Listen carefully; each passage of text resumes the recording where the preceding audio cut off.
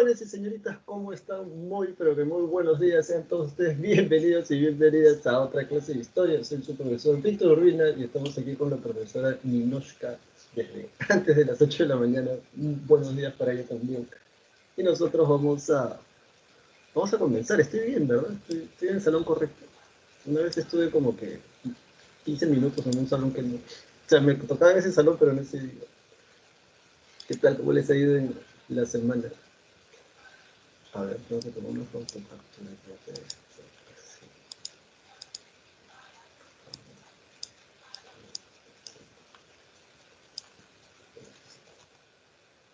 Bien, vamos a comenzar en unos minutos. La clase va desde Grecia hasta las Cruzadas, no sé si se han dado cuenta. Así que vamos a tratar de hacerlo.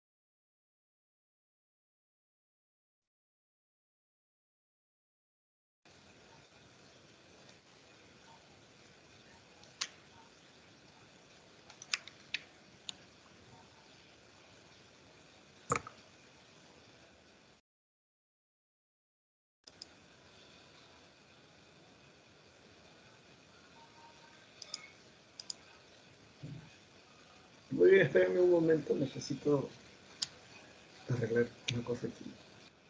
Y nosotros comenzamos en un instante. Que no cambie el tónico. A ver, sí, sí. Bien, vamos a ver, creo que ya podemos comenzar. No, todavía no.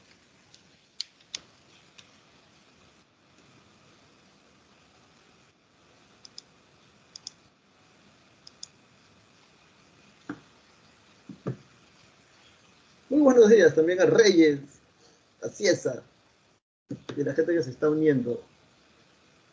Bueno, sí, yo creo que ya podemos comenzar. Lo que pasa es que hay un detalle con el cable.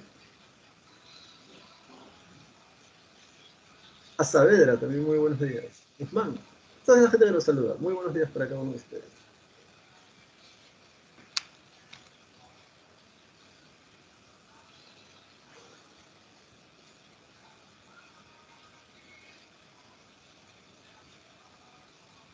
Ajá. Y seguimos con el tema del conector.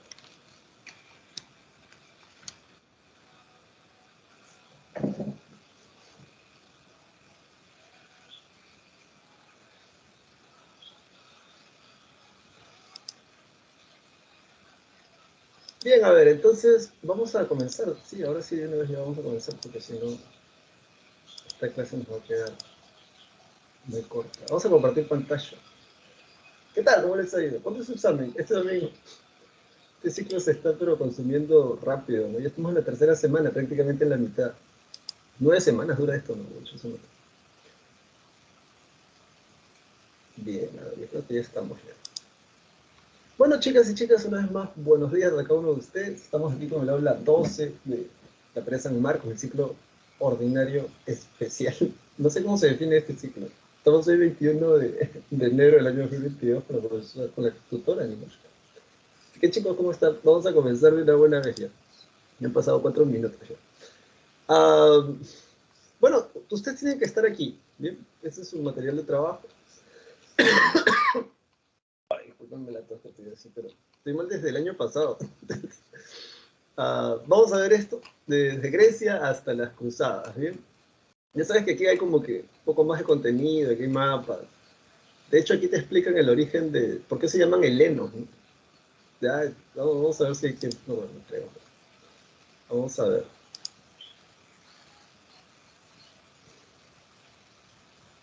Ali, muy buenos días. Creo que esa persona es la que ha saludado. Ya, entonces vamos a comenzar de una buena vez. Bueno, chicos, entonces Grecia y Roma. A ver. Ajá. Ya bueno, vamos a darle una vez, pues si no, no vamos a acabar.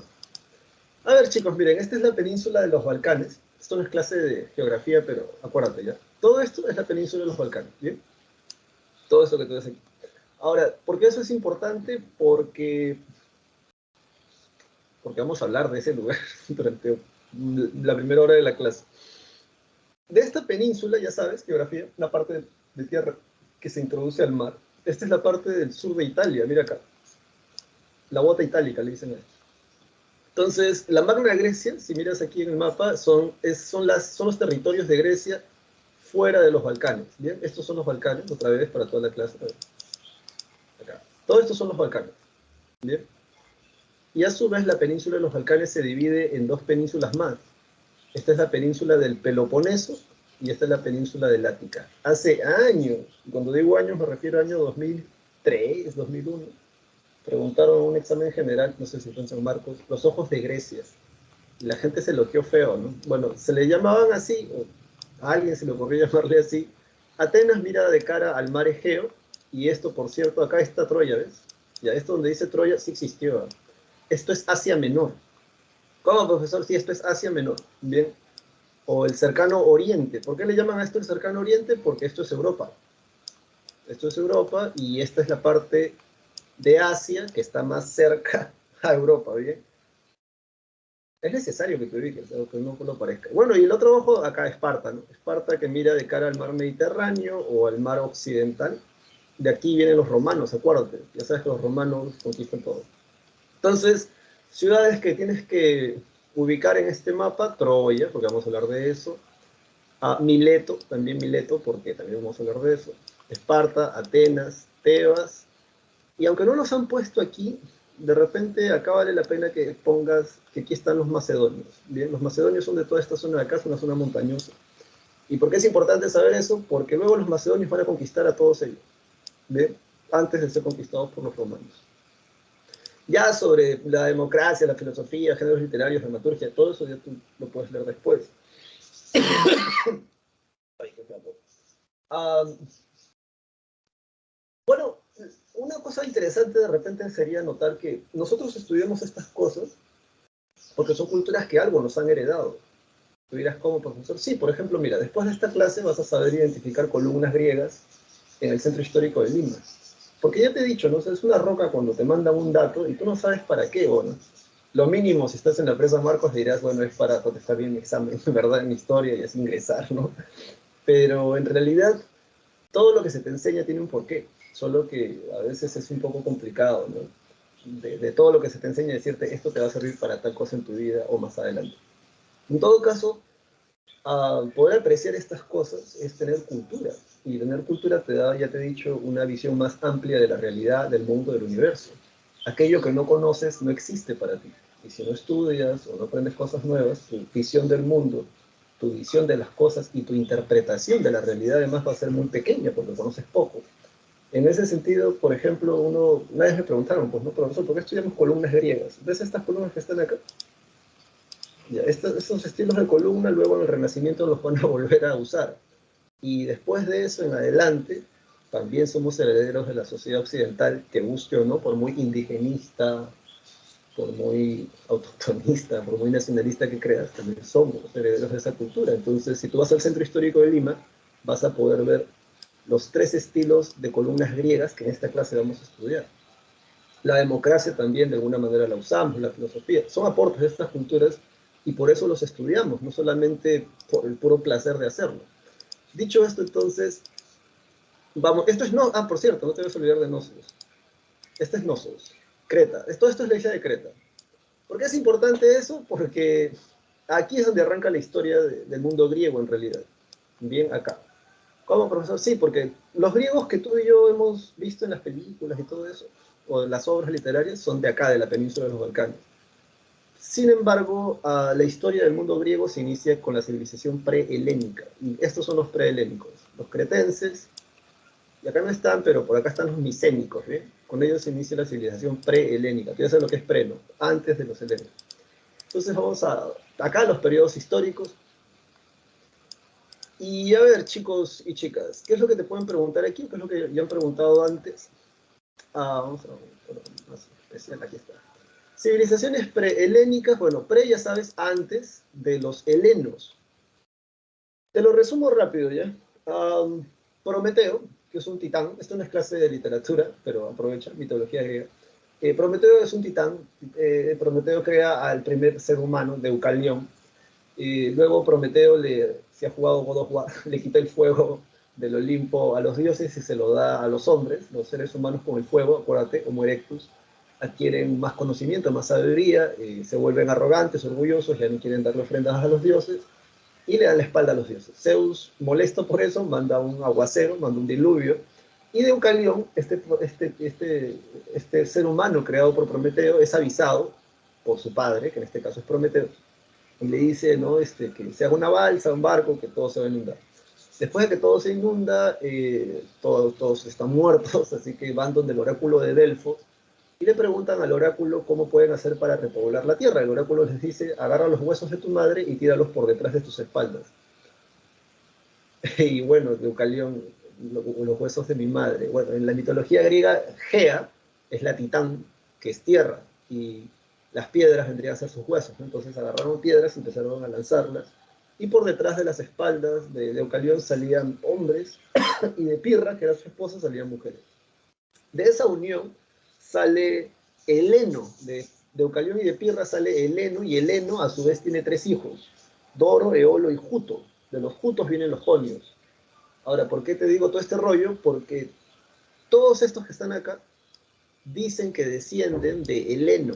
Los griegos a sí mismos no se llaman griegos, los griegos a sí mismos se llaman helenos, porque ellos dicen que descienden de Heleno, ¿no? Que son descendientes de las tribus que fundaron los hijos de Heleno, Doro, Joto y Eolo. Entonces, en ese sentido, estos son prehelénicos, porque ellos no dicen descender de Heleno, son civilizaciones anteriores, pero sí en la tradición histórica del mundo griego. Bien, entonces estas civilizaciones prehelénicas son dos, como lo puedes ver aquí en la pantalla. La civilización cretense, que se desarrolla justo aproximadamente como Caral, ¿no? 2500 a 1500 años antes de Cristo. Y luego tenemos la civilización micénica. Anota los dos nombres, ¿ya? Porque a ti sí te va a servir, creo que está en tu separata también, y si no está, anótalo de todas maneras. Bien, la civilización cretense es una isla, también se le conoce como la civilización minoica. Como profesor, sí, anota, civilización cretense o civilización minoica. Porque se dice que uno de sus reyes, o los reyes de esa civilización, o el rey más famoso de esa civilización, se hacía llamar Minos.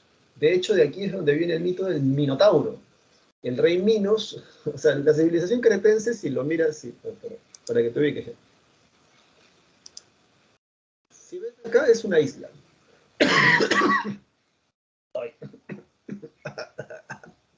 Es una isla. Entonces,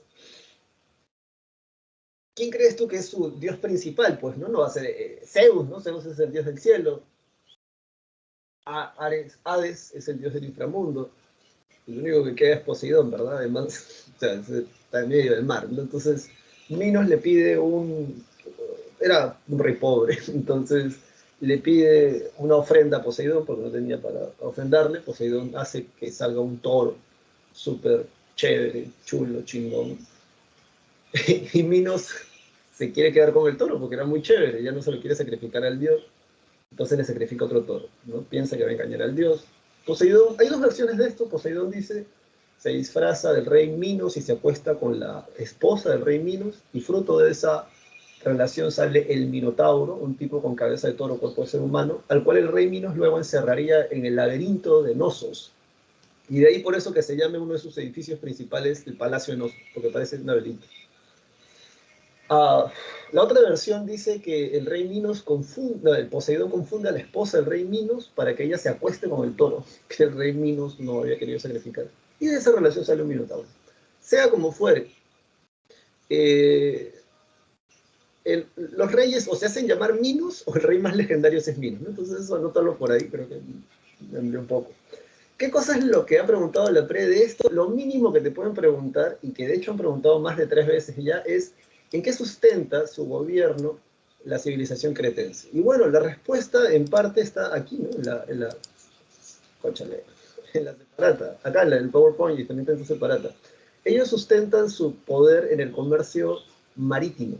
Si tú miras, bueno, acá no se aprecia mucho, pero están en el medio del mar Mediterráneo. Espérate, a ver, vamos a ver dónde puedo conseguir otra imagen más bonita. Acá creo. Sí, porque si no, como necesito que te imagines esto.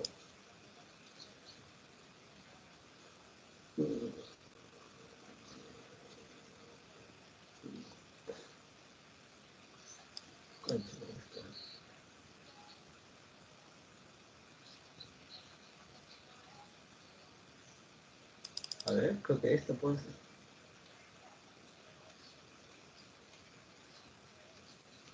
No, esta no es. Necesito un mapa. Ah, a ver. Ajá.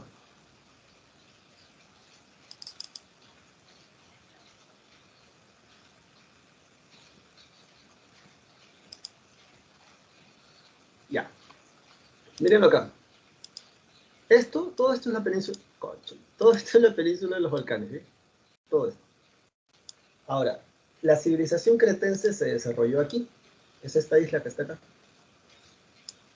Si tú recuerdas las clases pasadas, ya sabes, aquí está Egipto, por acá nació Jesús, acá está Mesopotamia, Babilonia, aquí están los hititas, aquí están los etruscos, los romanos, aquí están los fenicios. Bien, entonces Creta, como puedes darte cuenta, basa su poder, su gobierno, su sistema de gobierno en una talasocracia. Talos es mar, cracia es gobierno, ya que pueden comerciar con varias culturas desde el centro, de donde están ellos, ¿ves? Desde Creta. Eso es una pregunta clásica que he hecho, lo he hecho más de una vez, de hecho. Así que tú, por favor, ahí tienes que estar atento y atento. Bien, entonces, ¿cómo termina esto de la civilización? Anota que el palacio más importante de ellos es el palacio de Nosos. Creo que está aquí. Este es el mito. Aquí está, este es el palacio de Nosos. Bueno, aquí hay un poco de información extra, pero a ti, o sea, esto es lo que vamos a ver en la clase primero, y ya después, si aguantas más información, te vienes a esto. ¿Bien? Pero este es el palacio de Nosos. Esta es la escritura lineal A y la escritura lineal B. La que se ha descifrado es la lineal B, que le pertenece a los micénicos. La lineal A todavía no, que le pertenece a los cretenses. Entonces, también ha preguntado la pre esto, que es muy sencillo, ¿cómo termina la civilización cretense o la civilización minoica y termina con la invasión de los aqueos? Profesor, ¿quiénes son los aqueos? Los aqueos son los griegos, en realidad. Son esta gente que vive acá. ¿Bien? Ellos son acá está, de hecho, los micénicos, micenas. Aprovechando una erupción volcánica, eso es una de las teorías. ¿Bien? Una de las teorías dice que aprovechando una erupción volcánica, el volcán Tega, creo, en esta zona hay muchos volcanes, esto habría generado maremotos, terremotos en Nosos. Además, sus ciudades no son ciudades amuralladas. Eso es un dato muy importante. Si juegas algún tipo de juego de estrategia, ya sabes, si no levantas muros es porque no consideras que tus enemigos vayan a venir a atacarte, o no consideras que tengas enemigos, entonces no ves la necesidad de levantar muros. Ninguna de las ciudades cretenses tenía murallas. Además, tampoco hay escenas de guerras en los frisos, o en las pinturas, mejor dicho, de las paredes de los palacios en Creta. No hay escenas de guerra. Los que sí tienen escenas de guerra, y un montón además, son los micénicos. Entonces, aprovechando esta especie de devastación que va a venir en la isla, ellos van a invadir Creta, van a asimilar su cultura, van a desarrollar la escritura lineal B, que es la que se ha descifrado, y a toda la cultura cretense que ellos van a absorber, los micénicos. Lo único que le agregan son las escenas de guerra, y otro detalle es que la civilización micénica sí tiene ciudades amuralladas. De hecho, la costumbre de ellos es la siguiente. A ver, creo que esto se puede apreciar acá. Sí. Esta es la civilización micénica, o también conocida como la civilización aquea, cualquiera de los dos nombres es válido. Tienen este desarrollo de 1500 a 1150 a.C. Y la principal ciudad es la ciudad de Micenas. Ellos son los que invaden a los minoicos o a los cretenses. La guerra de Troya se habría desarrollado en el año 1250 aproximadamente. Y son los micénicos los que están acostumbrados a construir acrópolis. Esto no es clase de lenguaje, ya te he dicho, pero, o de lingüística, pero anoten tu vocabulario histórico. Polis, yo creo que la mayoría de ustedes sí sabe qué significa. Polis es ciudad, pero acrópolis, acro, ¿de dónde viene? ¿Alguna vez has escuchado el término acrofobia?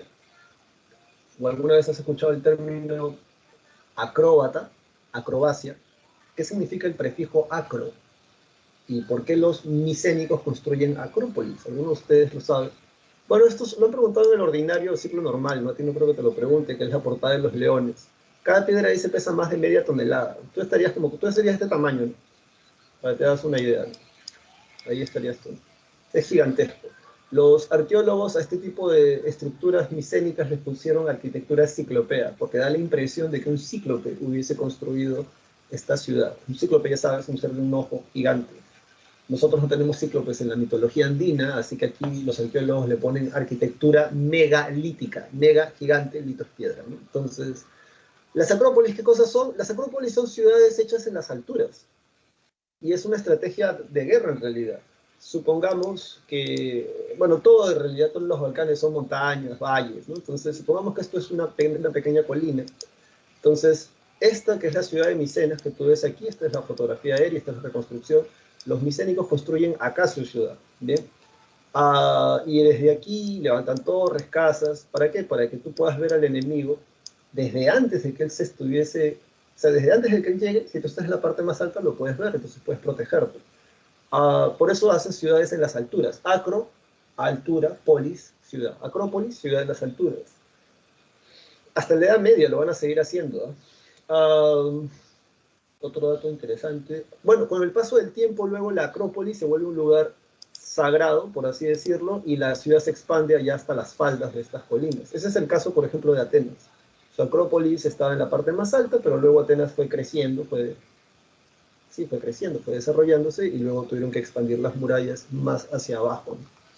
Entonces, sobre la guerra de Troya, ¿por qué querían Troya los aqueos o los griegos? Acuérdate, los micénicos son los aqueos. Querían Troya porque, ¿ves esto? Acá dice Mar Negro, acá dice Mar Egeo.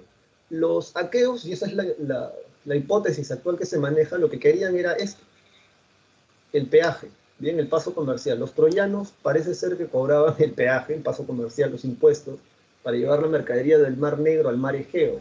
Lo que los aqueos quieren, o lo que los micénicos quieren, es controlar ese paso comercial. En teoría, Homero es el que escribe la Ilíada y la Odisea, pero eso es, digamos, nivel cole, ¿no? Ya a nivel universitario, lo que te enteras es que en realidad muy probablemente Homero no fue el escritor, sino fue el mejor cantante, ya que entiende la idea. Homero, a él se le atribuye la Ilíada y la Odisea en el año 600 antes de Cristo. La guerra de Troya, como tú puedes ver aquí, que es lo que te estamos enseñando en clase, la guerra de Troya es aproximadamente casi el doble de tiempo antes que Homero, ¿no? O sea, 1250 antes de Cristo.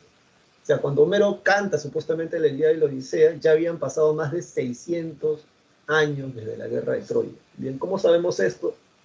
Porque el tipo que la descubre, que se llamó, ¿dónde está? Henry Schulman, en 1870, encuentra esta ciudad, y había sido, esta ciudad de Troya, que había sido reconstruida hasta 9 veces.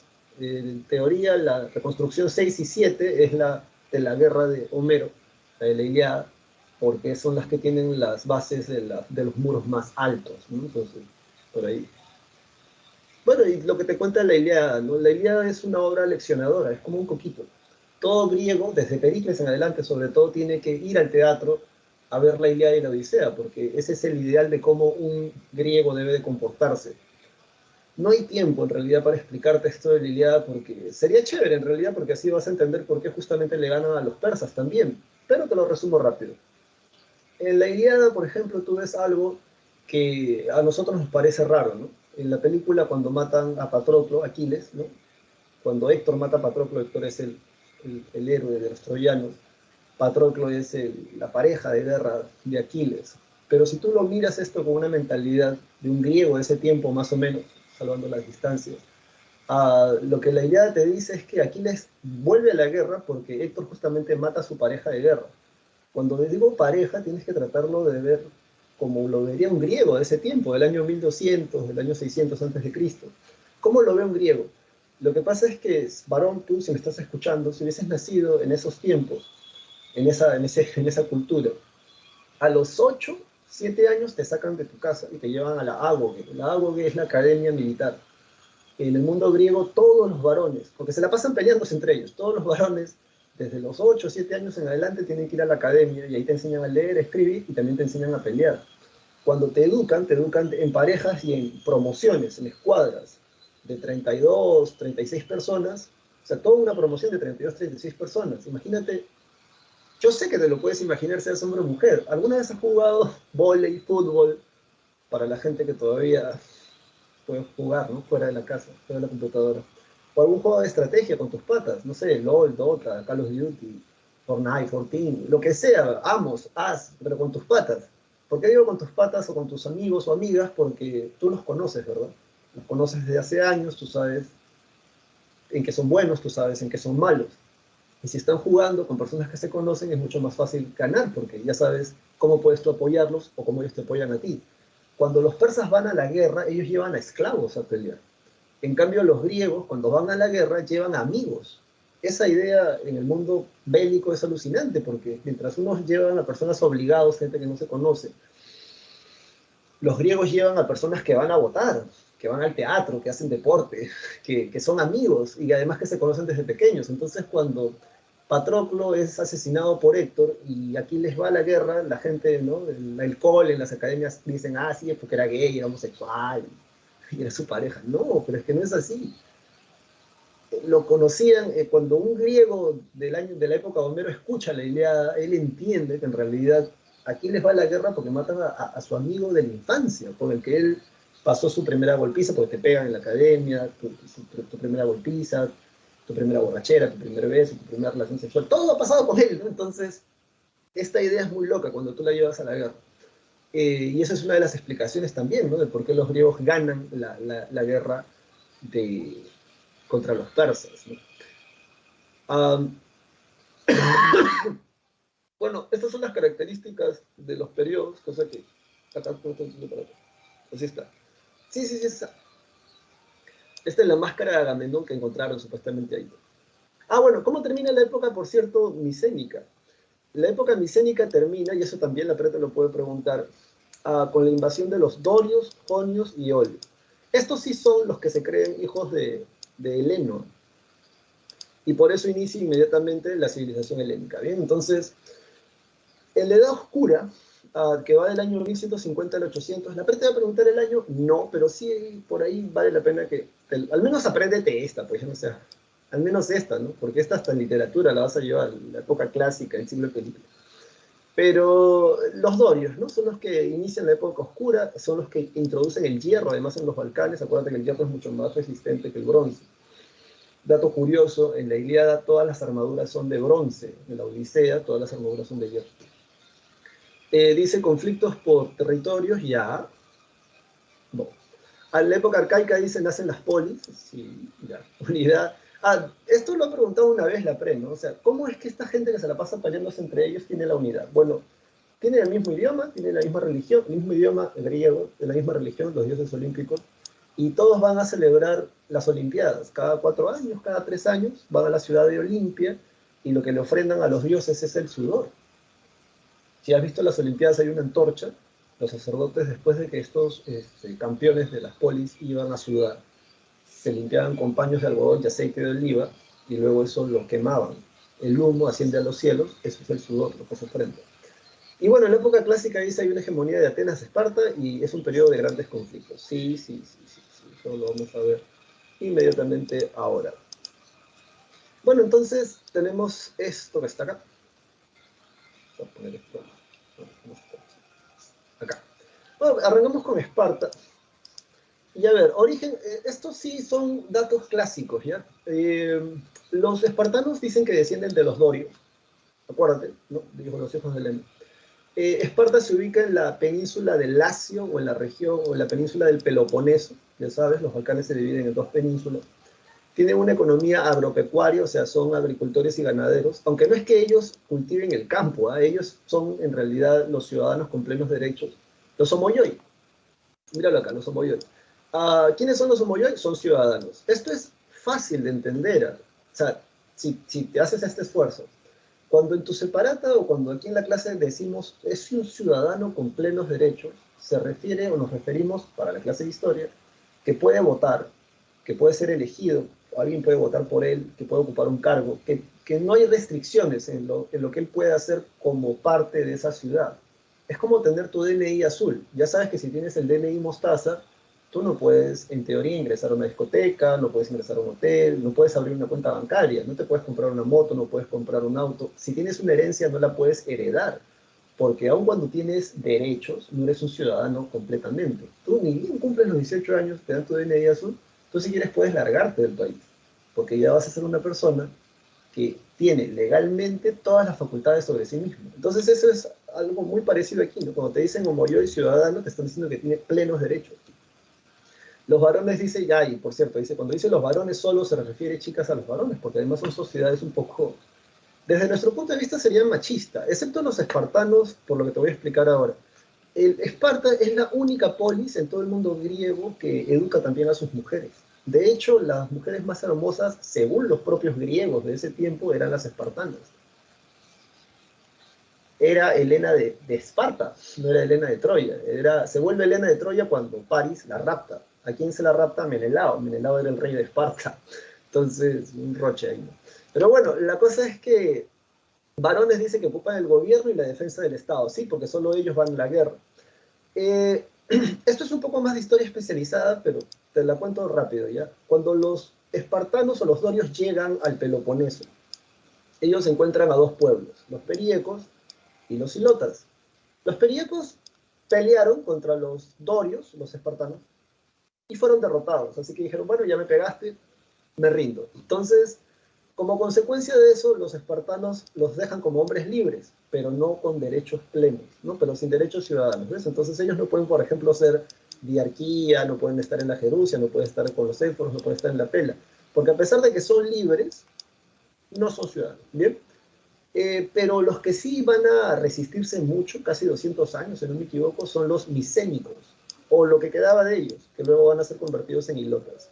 Los hilotas, al oponer resistencia a los dorios, van a ser castigados por ellos, por los espartanos, y por esa razón los van a convertir en esclavos del Estado espartano.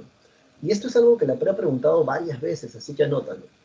En Atenas tú puedes comprar y puedes vender a un esclavo. En Esparta no.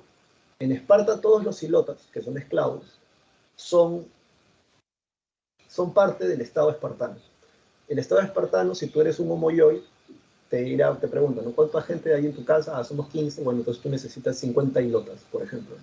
Pero tú no puedes comprarlos ni venderlos. Es algo que la PRE ha preguntado mucho, así que recuérdalo. Los hilotas son esclavos del Estado espartano, no pueden ser comprados ni vendidos. En Atenas y en el resto del mundo griego es diferente. Por cierto, cuando te digo esclavo, por favor, no te imagines a un africano, ¿no? O sea, ya no estás en el cole. No, la gente, no sé, cuando uno dice esclavos, inmediatamente se imaginan a un africano, un afrodescendiente. Y eso no es así. Aquí esclavo. Aquí en esta época, hasta que te diga lo contrario, tú puedes tener un ojo azul, el otro morado, rubio, puede ser blanco como la leche, y aún así te pueden hacer esclavo. De hecho, ese es el vacilón de estos pueblos, porque una vez que los esclavizas, los vendes en el mercado o los mandas a trabajar tu campo. También puedes comprar tu libertad, ¿no? Pero aquí lo que quiero que entiendas es que cualquiera puede ser esclavo, ¿sí? Sobre todo si pierdes una batalla o si tu ciudad pierde una batalla. Dicho esto, luego tenemos la organización política de Esparta. La organización política, diarquía son dos reyes, los Ágidas y los Euripóntidas. Como esta clase se está grabando, ya los Ágidas y los Euripóntidas son dos reyes. ¿Quiénes eligen a estos reyes? La Jerusia. Geronte, geriatría, anciano. Jerusia, reunión de ancianos, son mayores de 60 años. Estos gerontes son mayores de 60 años y son 28 gerontes. Ellos son los que eligen a los reyes y ellos son los que proponen las leyes, ¿bien? Pero ahora, ¿quiénes son las que aceptan esas leyes? O sea, una cosa es que yo proponga, pero otra cosa es que otra persona acepte. Bueno, los que aceptan son ellos, son la PELA, la Asamblea Popular. Son mayores de 30 años y son homoyois, ¿bien? Si eres mayor de 30 años, por cierto, a los 16 años te sacan de la academia, ¿eh? Y a pelear, ¿no? según los griegos, los mejores soldados del mundo griego eran los espartanos. Decían que uno de ellos valía por 10. Uno por 10. O sea, les gustaba pelear además. Y eso lo deja Herodoto grabado en medio de libros de historia. Les encantaba pelear. Eh, para ellos una buena muerte era enfrentarse a un enemigo superior en número.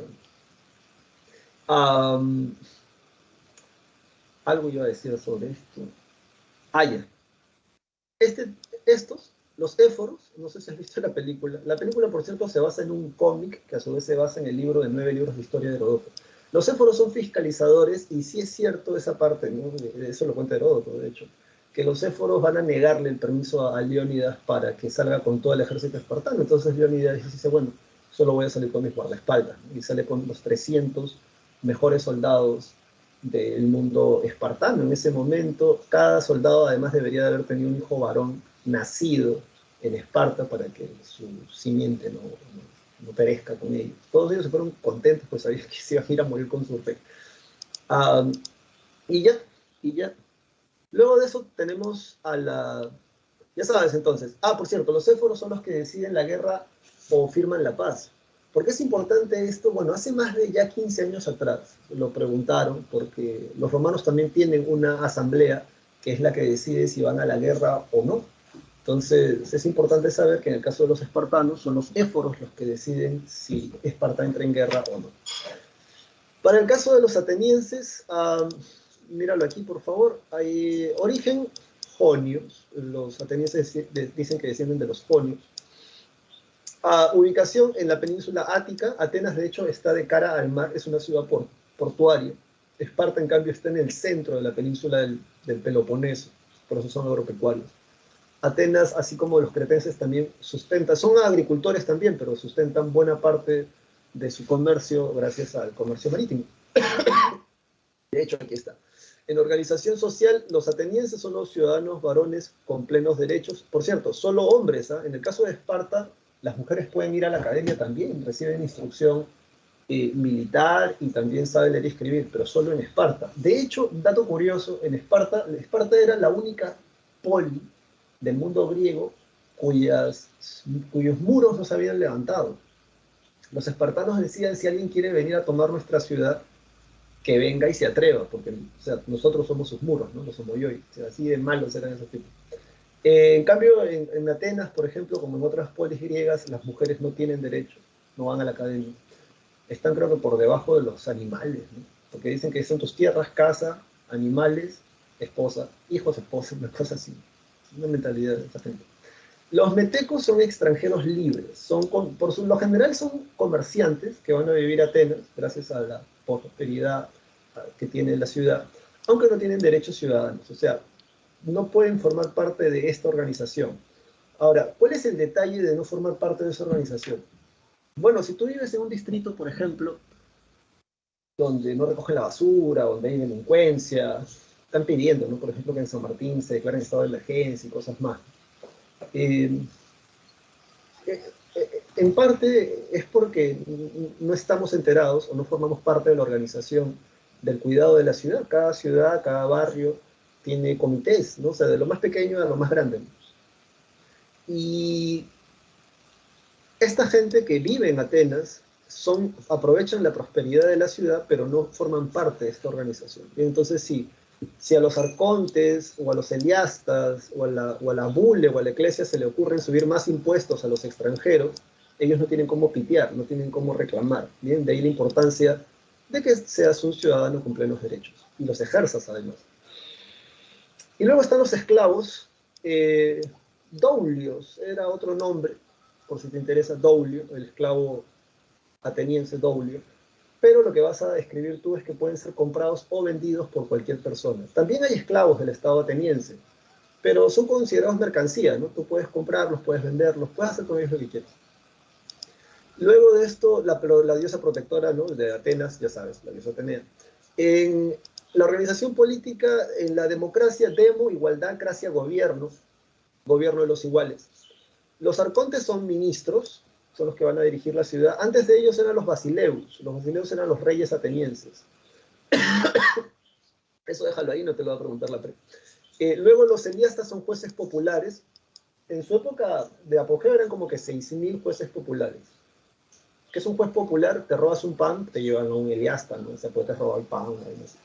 Luego tenemos las asambleas, que son las que proponen las leyes. Y por un lado tenemos, a ver, la eclesia es la asamblea de ciudadanos.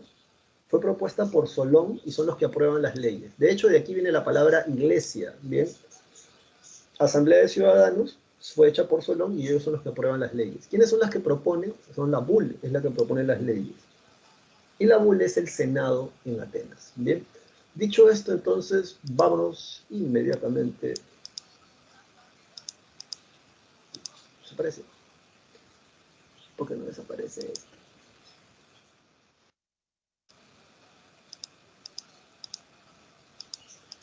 Esto no desaparece. ¿Desaparece? Ya, no desaparece.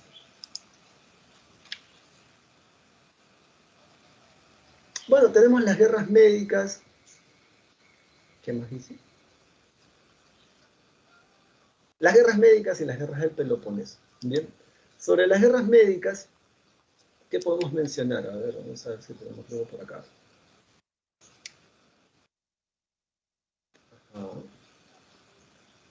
Ajá, las guerras médicas. Aquí está. Bueno, ¿por qué las guerras médicas impresionan tanto? ¿O por qué hasta el día de hoy hay que estudiarlas, o hay que aprenderlas? Bueno, presta atención, mira. Esto es los Balcanes. ¿Bien? Acá está Creta. Y todo este monstruo que está aquí, míralo. Todo esto que está acá. Te aparece un tiburón que se lo va a comer. Todo esto que está aquí es...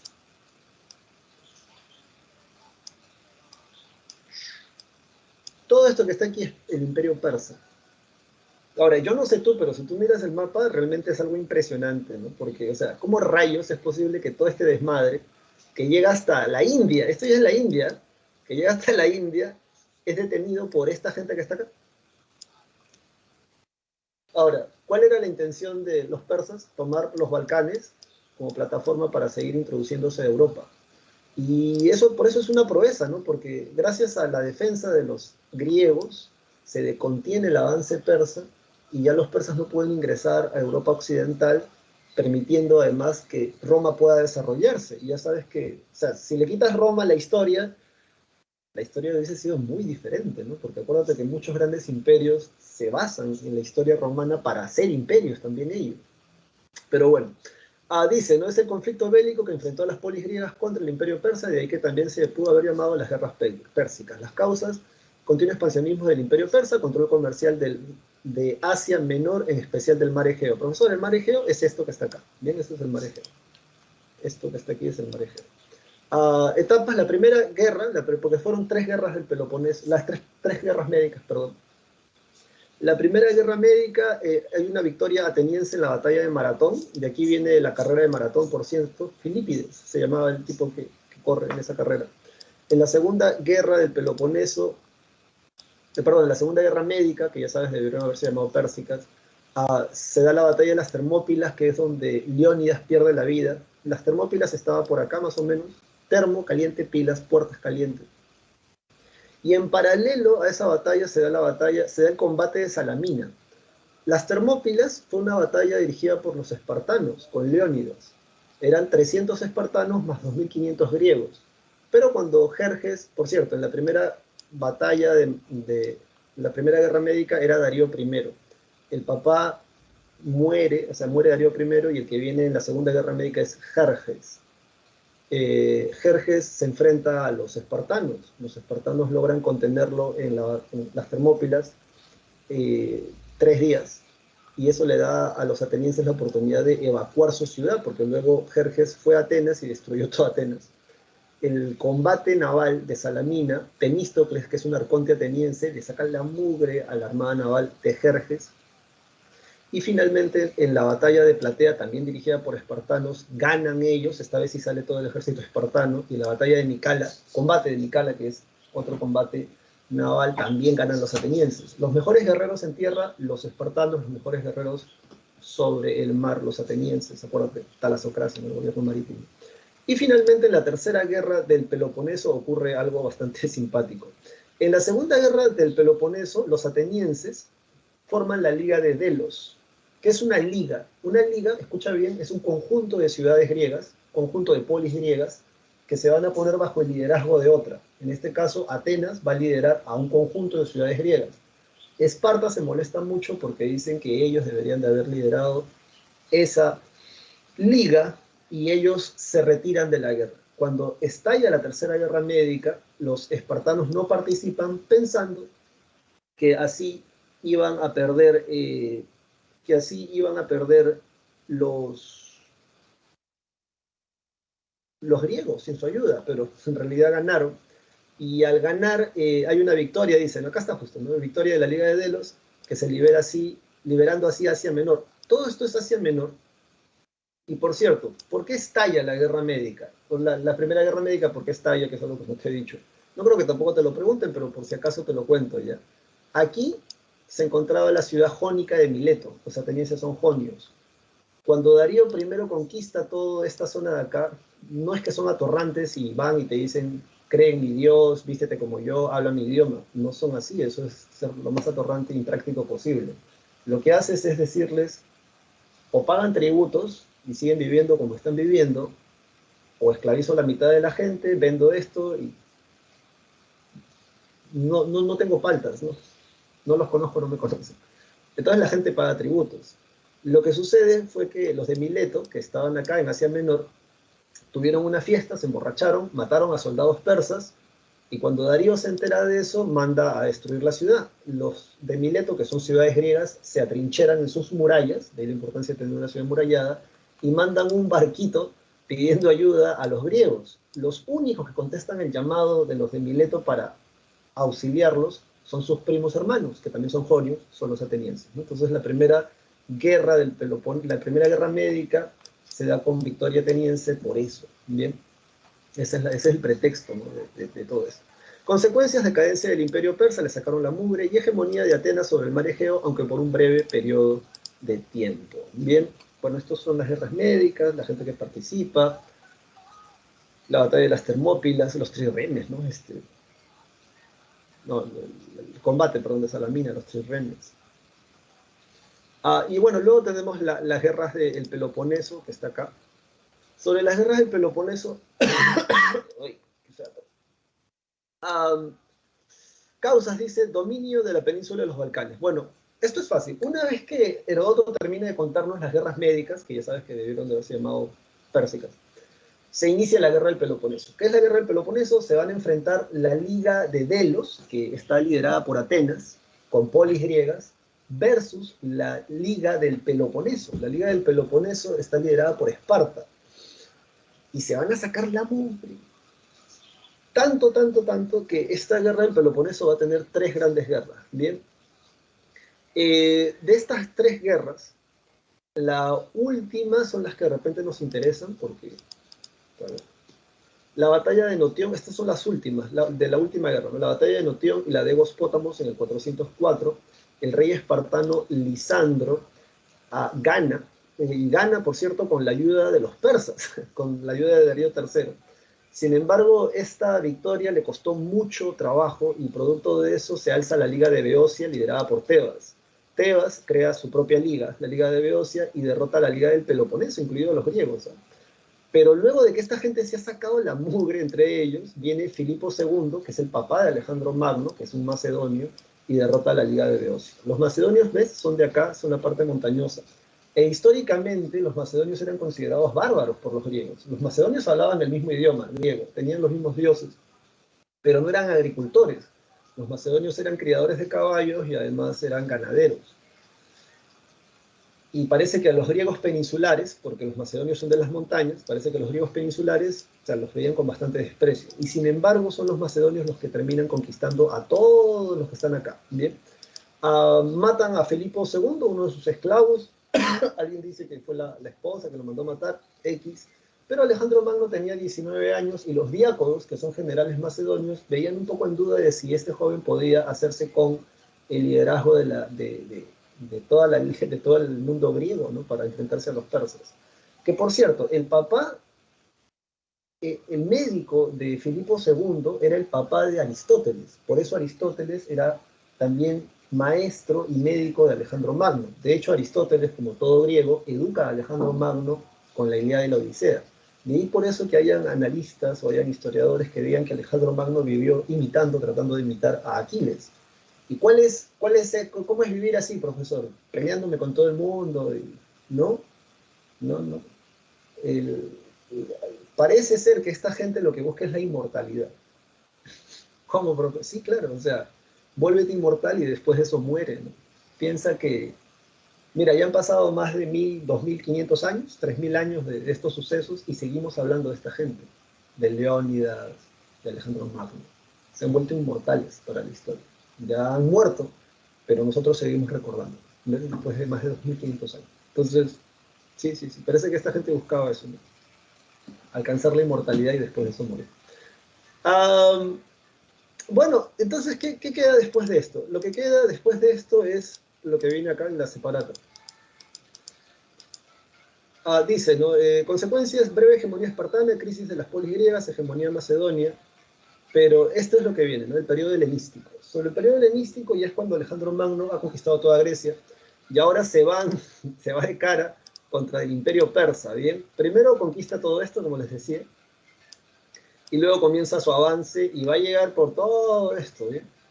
Ahora, estos nombres que tú ves aquí, una vez que Alejandro Magno muere, porque se muere creo que a los 33 años, sus diáconos, que son los generales macedonios, se quedan con los reinos que él ha conquistado, ¿no? Persia se queda Seleuco, que es un macedonio, Ptolomeo también es macedonio, Antígono también es macedonio, entonces ellos se quedan con estos territorios conquistados originalmente por Alejandro Magno. Dice, división del imperio en tres reinos helenísticos tras la muerte de Alejandro Magno. Ptolomeo, Seleuco y Antígono, son los generales. Dice, periodo de expansión macedonia y desarrollo del helenismo. Ya, esto sí he preguntado a la PRE varias veces. ¿Qué es el helenismo? El helenismo, y esto es un sueño de Alejandro Magno, es... ¿Cuál es el sueño de Alejandro Magno? Fusionar la cultura griega con las culturas de Oriente. Bien, todo esto es Oriente. Ahora, ¿por qué? Porque Alejandro Magno reconocía que estos eran más antiguos, que tenían mucha más sabiduría que estos. Y además les pareció una cultura bien chévere. De hecho, cuando llega a Babilonia, él ordena casar a más de 5000 de sus generales con mujeres de Babilonia. Y se produce un mestizaje. A eso se le llama el helenismo, que es la fusión de la cultura, difusión, dice acá, aquí es fusión, ponle ya, occidental con la cultura oriental. Bien, eso es lo que él va a conseguir y lo va a hacer chévere. ¿A quién derrota para quitarle todo el imperio persa? Alejandro Magno derrota a Darío III en la batalla, tres batallas son la batalla de Gaugamela, la batalla de Iso y la batalla de Gránico. En esas tres batallas, Alejandro Magno le quita el reino a Darío III. ¿Sí? Y ya está. Y ya está. A ver, ¿qué más tenemos?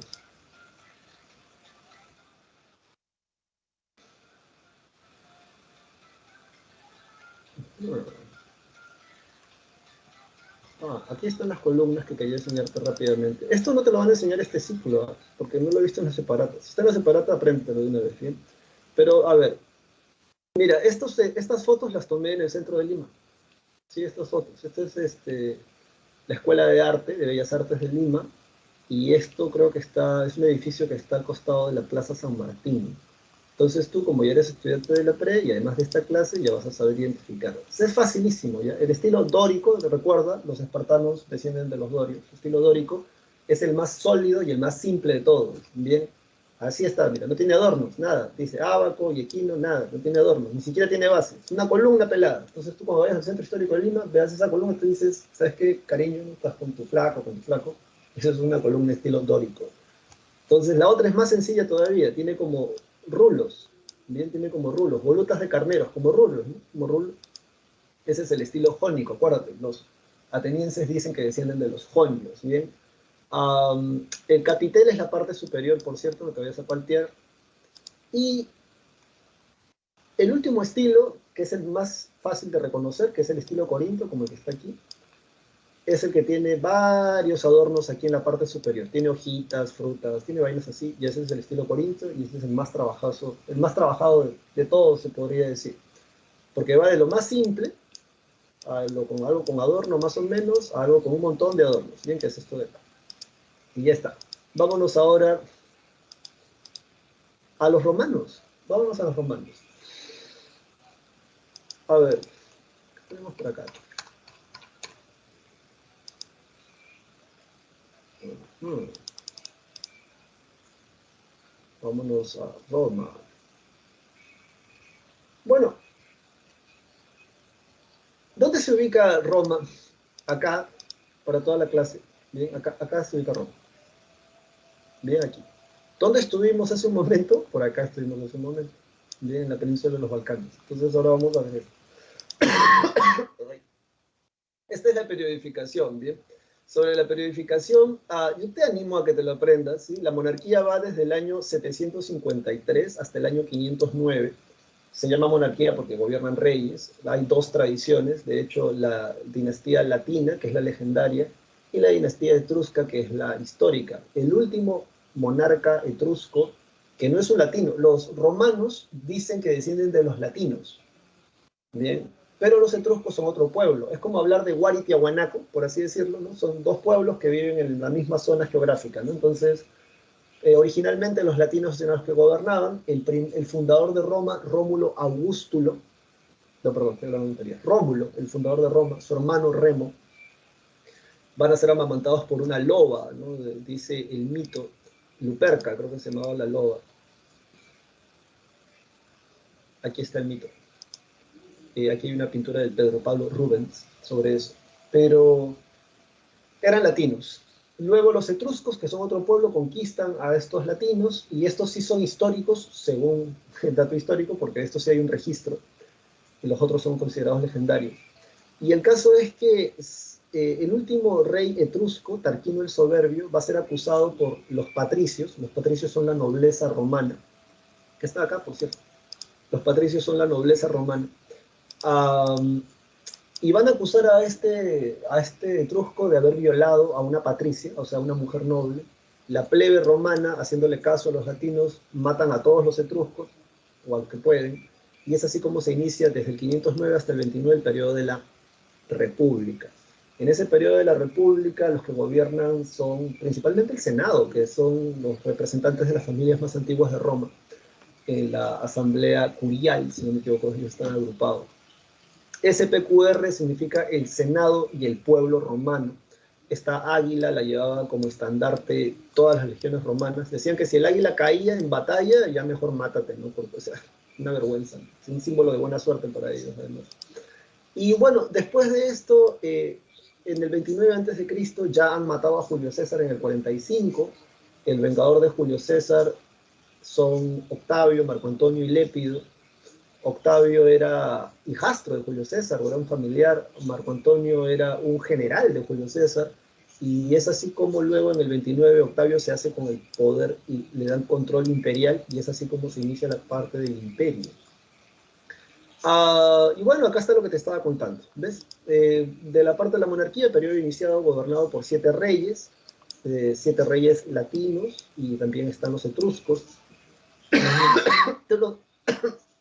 No sé si aquí está te lo digo acá, a ver. Acá.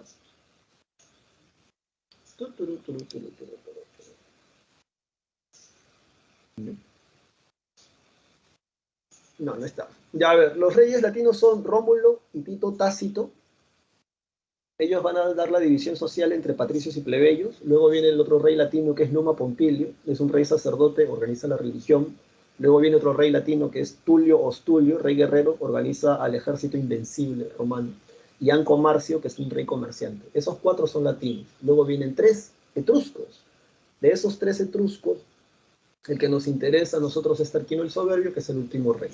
Sobre los patricios, como ya te decía, apréndetelo de memoria, son los que tienen plenos derechos. Ellos pueden ser elegidos como parte del gobierno, o pueden elegir a alguien como parte del gobierno. Conforman la nobleza, monopolizan los derechos políticos en la república y son propietarios de tierras, y además controlan el Senado. Bien. En cambio, los plebeyos eran los que ponían el pecho en la guerra, y de ahí la importancia de que te conozcan por tus derechos.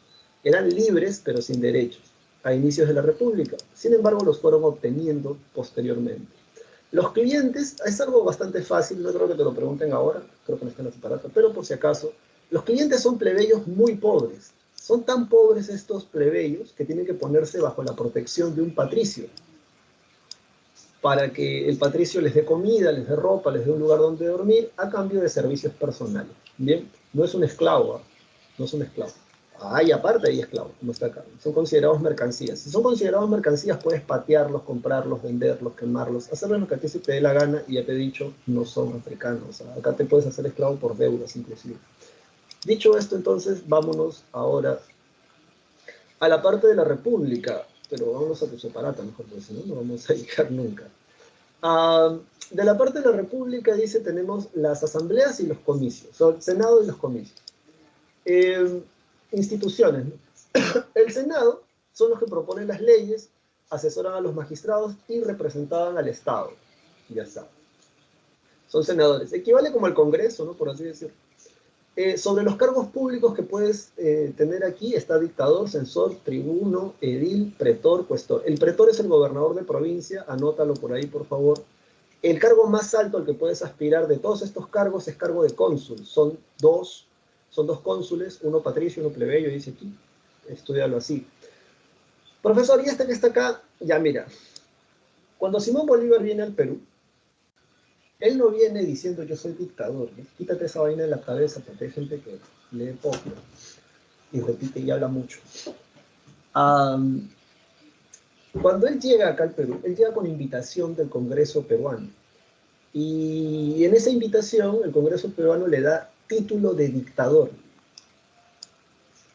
pero como los romanos lo entendían. Ahora, ¿cómo un romano entiende el título de dictador? Un título de dictador se da en caso de situación extraordinaria solo por 6 meses. Escucha bien, cuando los romanos tenían un problema que no podían solucionar, como por ejemplo la rebelión de Espartaco, una vaina así, le daban a un cónsul o a un general romano, le decían, ¿sabes qué? Tú vas a ser dictador. Por 6 meses puedes hacer lo que se te dé la gana. Si quieres puedes desaparecer un pueblo entero. Nadie te va a decir nada. Pero soluciona el problema para el cual te hemos contratado. O te estamos nombrando dictador. Cuando Simón Bolívar viene al Perú, el Congreso le da cargo de dictador para que él expulse a los españoles que todavía estaban en Perú. Y luego, de pura patería, el Congreso le da título de dictador vitalicio, así como a Julio César, que luego se lo van a dar, por cierto, le dan el título de dictador vitalicio, como te voy a explicar en un momento. Luego de esto, recuerda que uno de los grandes aportes del mundo romano a la actualidad es el derecho. Así que tú, de cajón, si tienes que ver este tema, ¿ya? En el periodo de la República, entonces, se da la ley de las 12 tablas, que es cuando ya los patricios tienen que cederle derechos a los plebeyos porque no querían, y se da la igualdad jurídica entre patricios y plebeyos con la ley de las 12 tablas. Bien, eso vale la pena que lo aprendas. Lo han preguntado, no sé si te lo preguntarán ahora, ya, pero sí lo han hecho antes. La ley de las 12 tablas se publicó en el año 451 a.C. La pena no te va a preguntar el año, pero sí esa ley la han preguntado muchas veces. Recuerda que San Marcos tiene la escuela de derecho más antigua de América. La ley Canuleya, matrimonio entre patricios y plebeyos. Ley Licinia Sixtia, matrimonio, acceso de los plebeyos al cargo de cónsul, porque antes no podían ser cónsules. Y la ley Olbulnia, acceso de los plebeyos al sacerdocio. Luego de esto, dice aquí, ¿no? Hay 3 tipos de comicios, que es lo que está acá en tu separata. No te vayas a... Ubícate. Acá están los comicios, ¿bien? ¿Qué son los comicios? Son asambleas de romanos, pero los dividen en grupos, ¿bien? En esa asamblea de comicios están divididos en 3. Están la asamblea curial, que es la más antigua y es la de la gente más noble que hay. Aquí esta vez. La asamblea curial, integrado solo por patricios, por nobles. Luego está la asamblea tribal, que está conformada solo por plebeyos. Pero la más importante de esas 3 asambleas es esta que está acá, que es la asamblea centurial. No creo que la PRE te lo pregunte ahora porque, como puedes ver aquí en la información que nos han dado, es muy poca la información. Pero en otros lugares sí lo han preguntado mucho porque la asamblea centurial está conformada por patricios y plebeyos y son ellos, anota, los que deciden si Roma va a la guerra o firma la paz. Son ellos los que aprueban las leyes, son ellos los que eligen a los... Pero no...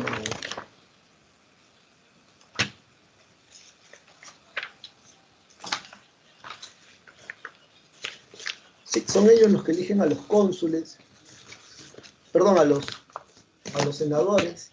Entonces, todas esas cosas las va a elegir la Asamblea Centurial y por eso tienes que por ahí estudiarlo un poco, prestarles un poco de atención, porque como te digo, no creo que la preso te pregunte ahora.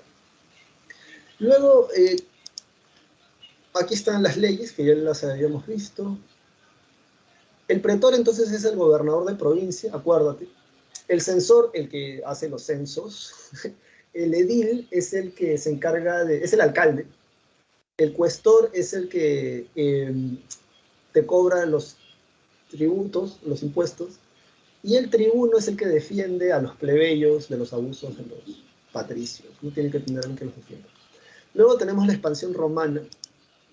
Y a ver, sobre la expansión romana dice, ¿no? Conquista de la península. O sea, primero los latinos van a comenzar a conquistar la bota itálica. Okay, acá, ¿no? Todo esto primero, lo que está en rojo. Primero van a comenzar así, ¿no? La expansión por la bota itálica. Luego dice dominio del Mediterráneo occidental. Ya, esto sí ya te tiene que quedar claro de una vez en esta clase. Mira acá. Mira, no te pierdas. ¿Eh? Todo esto que está aquí es el Mediterráneo occidental. Todo esto que está para este lado es el Mediterráneo oriental. Bien, entonces todo lo que está acá es occidente, todo lo que está acá es oriente. No te vayas a olvidar de eso, porque más adelante lo vamos a volver a mencionar. Dicho esto, dominio del Mediterráneo occidental. En ese dominio del Mediterráneo occidental, o sea, de Roma de cara a esto que está acá, aquí, como tú puedes ver, aquí hay esta cosa que está en verde, es Cartago. Bien, entonces cuando los romanos quisieron conquistar todo lo que era el Mediterráneo occidental, a quienes tuvieron que hacerle la guerra fueron a los cartagineses. Y te adelanto que les van a ganar. Bien, les van a ganar. Aunque Aníbal, en la segunda batalla de la Segunda Guerra Púnica, porque así se llaman las guerras púnicas, casi llega con elefantes y todo hasta la capital. Es una cosa alucinante la batalla de Cannas. Sin embargo, va a ser derrotado en la batalla de Sanma en el año 202, y después de eso viene la Tercera Guerra Púnica, y ahí sí destruyen Cartago completamente. Creo que hasta el día de hoy no sabemos dónde Nietzsche está Cartago, gracias a esa destrucción que hicieron los romanos. Bien. Luego de esto dice enfrentamiento entre Roma y Cartago por la hegemonía del Mediterráneo occidental, que ya te dije, los romanos son los que ganan. Y luego viene la conquista del Mediterráneo oriental, o sea, Roma de cara a Grecia, ¿no? Dice, las rivalidades internas en los reinos helenísticos, donde la pasaban peleándose los griegos, permitió que Roma pueda conquistar Macedonia, Siria y Egipto. Y ya está, y se acabó eso ahí. A ver, ¿qué más tenemos por acá? Porque miren, ya son las 9:08. Ajá.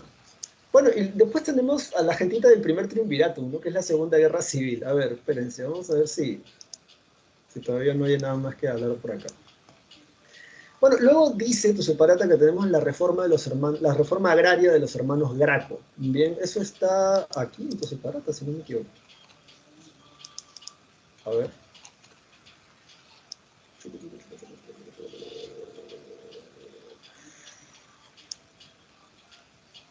Acá está. Ven, aquí estamos, no te vayas a perder. ¿Por qué es importante esto que estos locos van a hacer? Bueno, es importante por lo siguiente. Vamos a explicarlo. A ver, escúchame ya, porque mira, yo me estoy a... Me tengo que dictar 2 clases más todavía.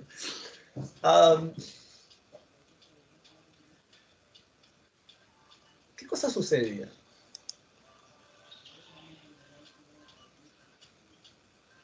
Desde que el Senado toma el poder en el 509 en adelante, comienza esta idea de expandirse, ¿bien? Comienza la maquinaria romana, ¿no?, a expandirse.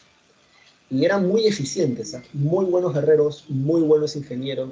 O sea, de verdad que si tú quieres que tu país sea una potencia, tienes que estudiar a las potencias. Una de las cosas que los romanos hacían y que van a seguir los estadounidenses, que van a seguir los ingleses, los franceses, los alemanes con Hitler, entre otros grandes imperios, es que tú con el ejército tienes que llevar ingenieros.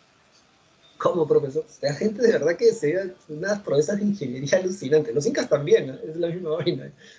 Porque, o sea, necesitaban un puente para cruzar un río, hacían el puente. Necesitaban, no sé, agua, campamentos. O sea, es una cosa muy, pero muy bien ordenada, muy bien organizada. ¿Cuál es el problema? Que los que ponen el pecho son los plebeyos. Y ya para el año 100 a.C., 200 a.C., los plebeyos se han empobrecido mucho porque cuando ellos regresan de las batallas, sus familiares o han vendido sus tierras o, o no han cosechado, ¿no? Lo que deberían, ¿no? Porque finalmente son los hombres, ¿no? Los brazos fuertes que van al campo. Entonces, cuando estos regresan de pelear, no tienen tierras, no tienen que comer, y por lo general entonces tienen que vender sus tierras, ¿no? Si no tienen nada que comer.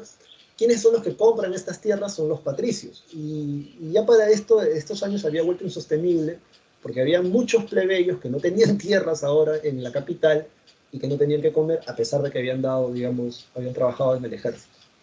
Y es aquí donde vienen los tribunos de la plebe. Acuérdate, un tribuno es el que defiende a los plebeyos. Y en ese sentido, aquí hay dos tribunos. Bien, están los hermanos Tiberio Graco y Cayo Graco. El primero en proponer una reforma para evitar una crisis social dentro de la capital romana es la ley agraria. En esta ley agraria, Tiberio Graco dice, hay que hacer una reforma agraria, eso es lo que dice, hay que repartir las tierras entre los plebeyos, hay que venderlas barato para que los plebeyos tengan que cultivar, que cosechar, que sembrar, que comer. El Senado se opone a esto y lo mandan a matar, creo. Entonces el tipo queda ahí. Bueno, luego viene su hermano y su hermano dice, bueno, está bien, no quieren vender las tierras, no hay rollo, no hay roche, pero sí hay que ponerle un precio al trigo, y a eso le va a llamar la ley frumentaria. La ley frumentaria le pone un tope al trigo, o sea, pucha, acá en nuestro caso, ¿qué sería? El arroz, ¿no? O sea, imagínate, ¿no? Un kilo de arroz, 4.80, entonces viene Cayo Graco y dice, no, el arroz ahora va a costar un sol 50, ponte. Entonces, ¿por qué? Porque en estas tierras que tenían los patricios, que se le habían comprado a estos plebeyos empobrecidos, una de las bases de la dieta alimenticia de los romanos era el trigo, entonces lo vendían caro, entonces lo que decía él era, bueno, ya no quieren vender tierras, entonces hay que bajarle el precio al trigo. También se negaron a esto. Esto lo que va a ocasionar es que se recrudezcan la crisis social dentro del mundo romano, y eso hace que estalle la primera guerra civil. Bien, dice acá, no guerras civiles, ya sabes, Civil War, pugna entre los generales que dio como resultado las guerras civiles entre los patricios y los plebeyos o clientes que seguían a estos patricios. Entonces, en la primera guerra civil tenemos a Mario y Sila. Esto se va a dar en el siglo I a.C. Sobre Mario y Sila, hay algo que tengo por aquí anotado, a ver, vamos a ver si hay algo, pero leo. Pero en realidad la pre nunca por ellos se ha preguntado mucho. Ni siquiera por el segundo triunvirato me han preguntado tanto. Lo más que han llegado es quiénes los conforman.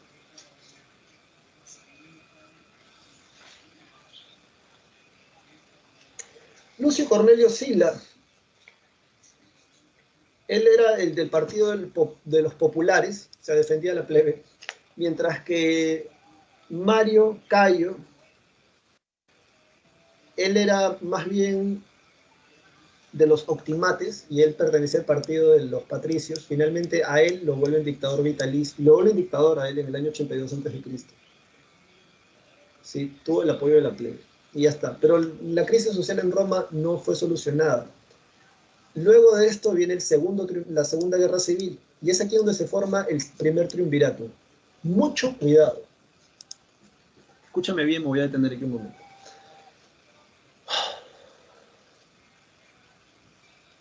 La Segunda Guerra Civil. En la Segunda Guerra Civil se conforma el primer triunvirato. Esto sí la he preguntado. ¿Bien? El primer triunvirato se formó con fines de gobierno. Anótalo ahí. Julio César, Pompeyo y Craso dicen intento de evitar la continuidad de la guerra civil. Ya, intento. Y aquí tienes información que tal vez, si te gusta más información, te pueda servir. Pero por ahora, quédate con esto. Bien. Primero, Pompeyo y Craso eran dos generales romanos. Julio César era noble, era un patricio, pero así viejo, o sea, su familia venía desde los fundadores de Roma, ya para que te das una idea, pero su papá en la Primera Guerra Civil había perdido, o sea, apoyó a un partido político que pierde y le quitan todo, entonces Julio César era noble, pero no tenía plata. Entonces la forma de hacer prestigio en Roma, si no tenías plata, era metiéndote al ejército. Y Julio César era un oficial que pertenecía al ejército de Craso. Craso era un tipo que tenía dinero, pero no tenía pedigrí, no era noble, no era patricio, pero sí tenía plata. En cambio, Pompeyo era noble, tenía plata y tenía un ejército. ¿Cuál es el roche? Que justo viene el problema de Espartaco. Y es Craso, con la ayuda de Julio César y otros generales romanos más, quienes derrotan a Espartaco. Pero Pompeyo, haciendo gala de astucia, derrota a lo que quedaba del ejército de Espartaco y él llega primero a Roma y se presenta como que si él hubiese ganado y hubiese derrotado a Espartaco. Cada uno de ellos, o mejor dicho, entre ellos dos controlaban más o menos la mitad del Senado. Y como se odiaban, habían entrampado mucho las relaciones, habían entrampado mucho la legislación romana y estaban impidiendo que muchas leyes saliesen adelante, como en la actualidad, ¿no? Que en vez de estar preocupados porque las leyes se agilicen, porque, digamos, el Perú funcione, están más preocupados en pelearse, en tirarse el dedo, ¿no? Se están mirando mucho el ombligo acá, ¿no? Piensan que el Perú es una isla, ¿no? O sea, ¿quién es el que hace que estos locos unan puentes? Este sujeto que está acá. Julio César le va a decir a Pompeyo y a Craso, pero locos, ustedes son los hombres más fuertes de Roma. Si se unen, haríamos mucho más. Ahora, ¿cómo nos vamos a unir? Dicen, ¿quiénes van a garantizar que se cumpla lo que yo quiero y que se cumpla lo que yo quiero? Yo, va a decir Julio César. Vuélvame cónsul y yo voy a hacer que todas sus leyes salgan adelante. De hecho, para garantizar esta unión, Julio César casa a su hija con Pompeyo. Y fue un golazo, hasta que a Julio César ya se vuelve un tipo un poco cargoso, ya no le será útil ni a Pompeyo ni a Craso, y los dos deciden a Julio César mandarlo a que gobierne una vaina que no se ha conquistado todavía. ¿Cuál era esa vaina? Las Galias. Las Galias en la actualidad vendrían a ser Francia, en la actualidad habían tribus celtas, eran tribus, clanes, y Julio César elige ese lugar porque él sabía que allí le podían dar más ejército. Cuando Julio César derrota a Vercingetorix, que está creo que por acá, ¿dónde está?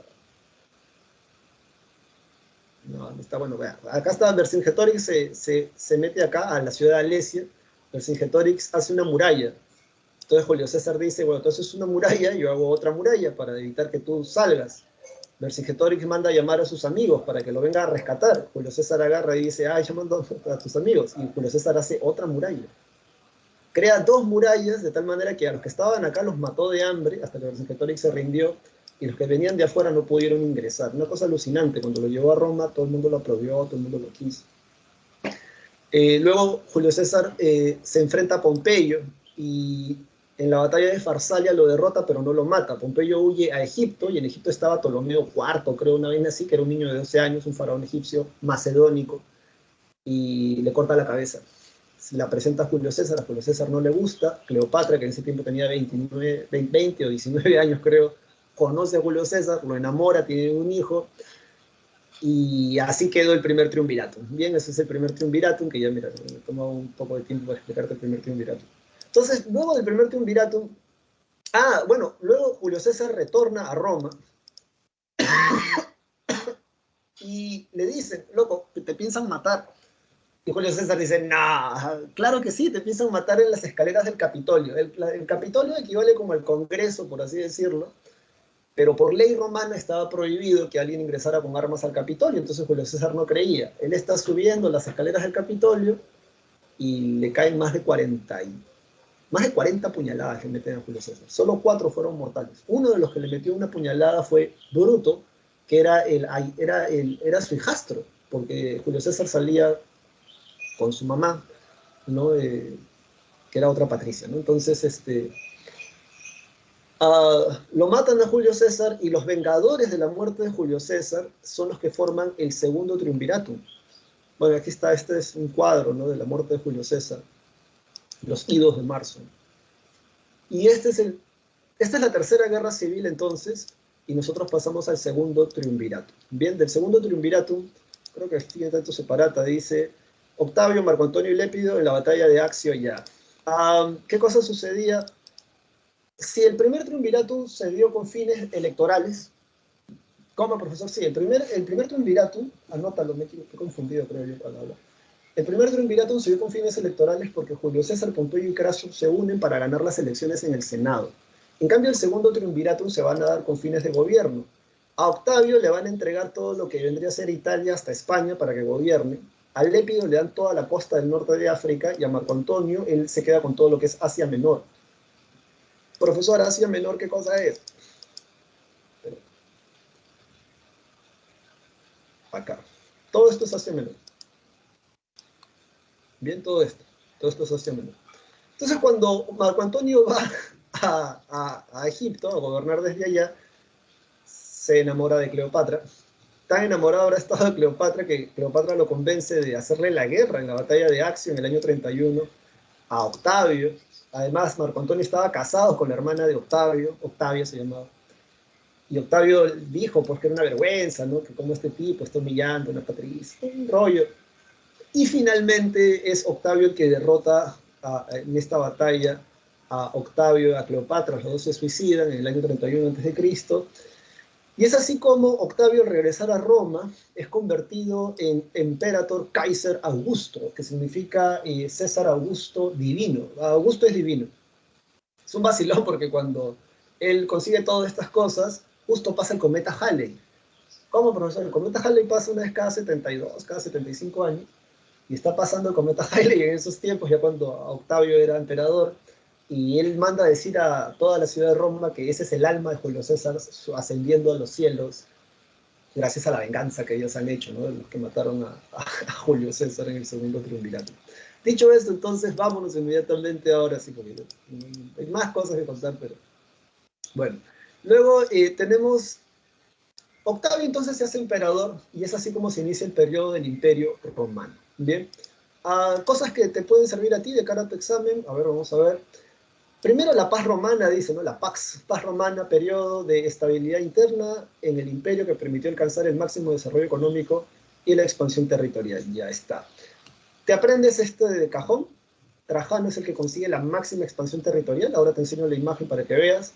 Octavio Augusto, Augusto significa divino, promovió el desarrollo de las artes y letras, se le conoce como el siglo de Augusto. En literatura, acuérdate que Octavio es el que le manda al filósofo Virgilio a escribir la Eneida. La Eneida no es... La Eneida es la explicación política de cómo los romanos conquistan a los griegos, a pesar de que los griegos eran los más chancones de su tiempo, por así decirlo, ¿no? Bueno, luego dice Caracalla le da la ciudadanía a todos los varones libres de Roma. Y luego viene, este es el Alto Imperio Romano, luego viene el Bajo. Del Bajo Imperio, ya, estas cosas sí te las aprendes de cajón, porque, o sea, sí te las aprendes, ya no te la voy a preguntar. Primero, Constantino I, Edicto de Milán. En el Edicto de Milán da la tolerancia religiosa, la libertad de cultos. Recuerda que antes perseguían a los cristianos, antes los quemaban y todo, ¿no? Pero normal, ¿no? Porque era una, o sea, en ese tiempo era una secta, ¿no? Era un pequeño grupo de gente, en realidad, en esos años. Los romanos decían que los cristianos eran tan pobres, pero tan pobres que solo tenían un dios. Los romanos decían de los cristianos que eran caníbales, los cristianos, porque los cristianos decían que tomaban la sangre y el cuerpo de su dios, y cosas así. Pero, ¿por qué esto es interesante en todo caso? En el Edicto de Milán se da la tolerancia religiosa. Bien, este edicto creo que fue promulgado en el año 319, por ahí, después de Cristo. Así ya estamos después de Cristo, después de Cristo, mira acá, después de Cristo. Además es Constantino el que cambia la capital de Roma a Constantinopla. ¿Cómo, profesor? Sí, a ver, vamos a verlo acá.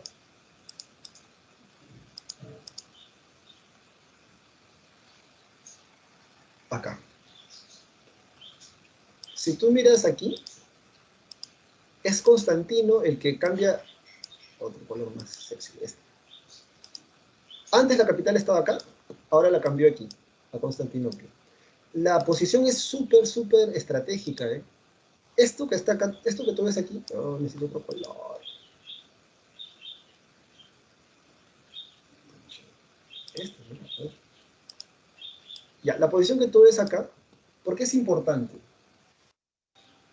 Porque gracias a ese cambio de capital, Roma Oriental, Bizancio, Constantinopla, va a sobrevivir más de 1000 años, ya que toda la mercadería que viene de Oriente, si no va por mar, va por tierra, que de alguna manera es más barato. Entonces, todo el mundo que viene, toda la mercadería que viene de Oriente, China, la India, Mesopotamia, llegan a Constantinopla. Los mercaderes llegan ahí y los mercaderes de Europa van también a Constantinopla. Compran, venden productos, intercambian cosas y cada uno se devuelve a sus lugares. Gracias a eso, Roma Oriental, Bizancio o Constantinopla, cualquiera de los tres nombres es válido, puede sobrevivir más de 1000 años, a pesar de que está acá en el 400 a pesar de que está acá en el 476. Bien, entonces, por eso es tan importante lo que va a hacer Constantino, y el edicto de Milán también, obviamente, por lo de la tolerancia religiosa, es una pregunta clásica. Teodosio luego dice, él oficializa el cristianismo con el edicto de Tesalónica. Acá no sé por qué no nos han puesto no nos han puesto el edicto, pero ya ahí te escribe, ¿no? El edicto de Tesalónica. Sí, el edicto de Tesalónica. En el edicto de Tesalónica, Teodosio oficializa el cristianismo. El edicto de Tesalónica, anótalo. Y además es Teodosio el que divide el imperio entre sus dos hijos. Acá está, ¿ves? Él divide el imperio entre Oriente y Occidente ante las invasiones germánicas. Y estas son las invasiones germánicas, ya nos tenemos que meter ahí. Entonces, y aquí está la división de Teodosio, ¿bien? Anótalo. Todo esto es Roma occidental, todo esto es Roma oriental. A Arcadio le dio Constantinopla y a Honorio le dio Roma. Bien, esa es la división entre sus dos hijos. ¿Cuál es la primera que va a desaparecer? Es esta. En el año 476, Odoacro, rey de los Hérulos, derrota al último emperador de Roma occidental y la corona y la insignia y el águila romana la manda de nuevo acá, dando a entender de que él no quería ser un emperador romano, sino que él quería fundar su propio reino.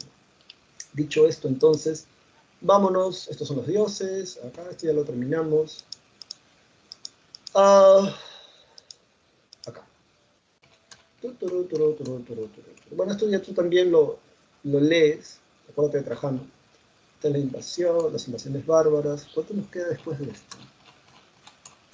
Tenemos que llegar hasta las cruzadas.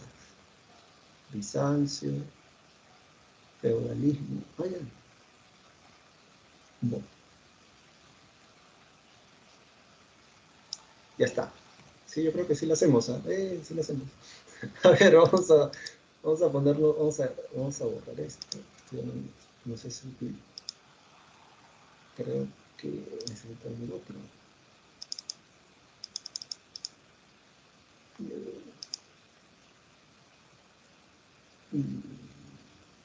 ¿Será este? ¿No?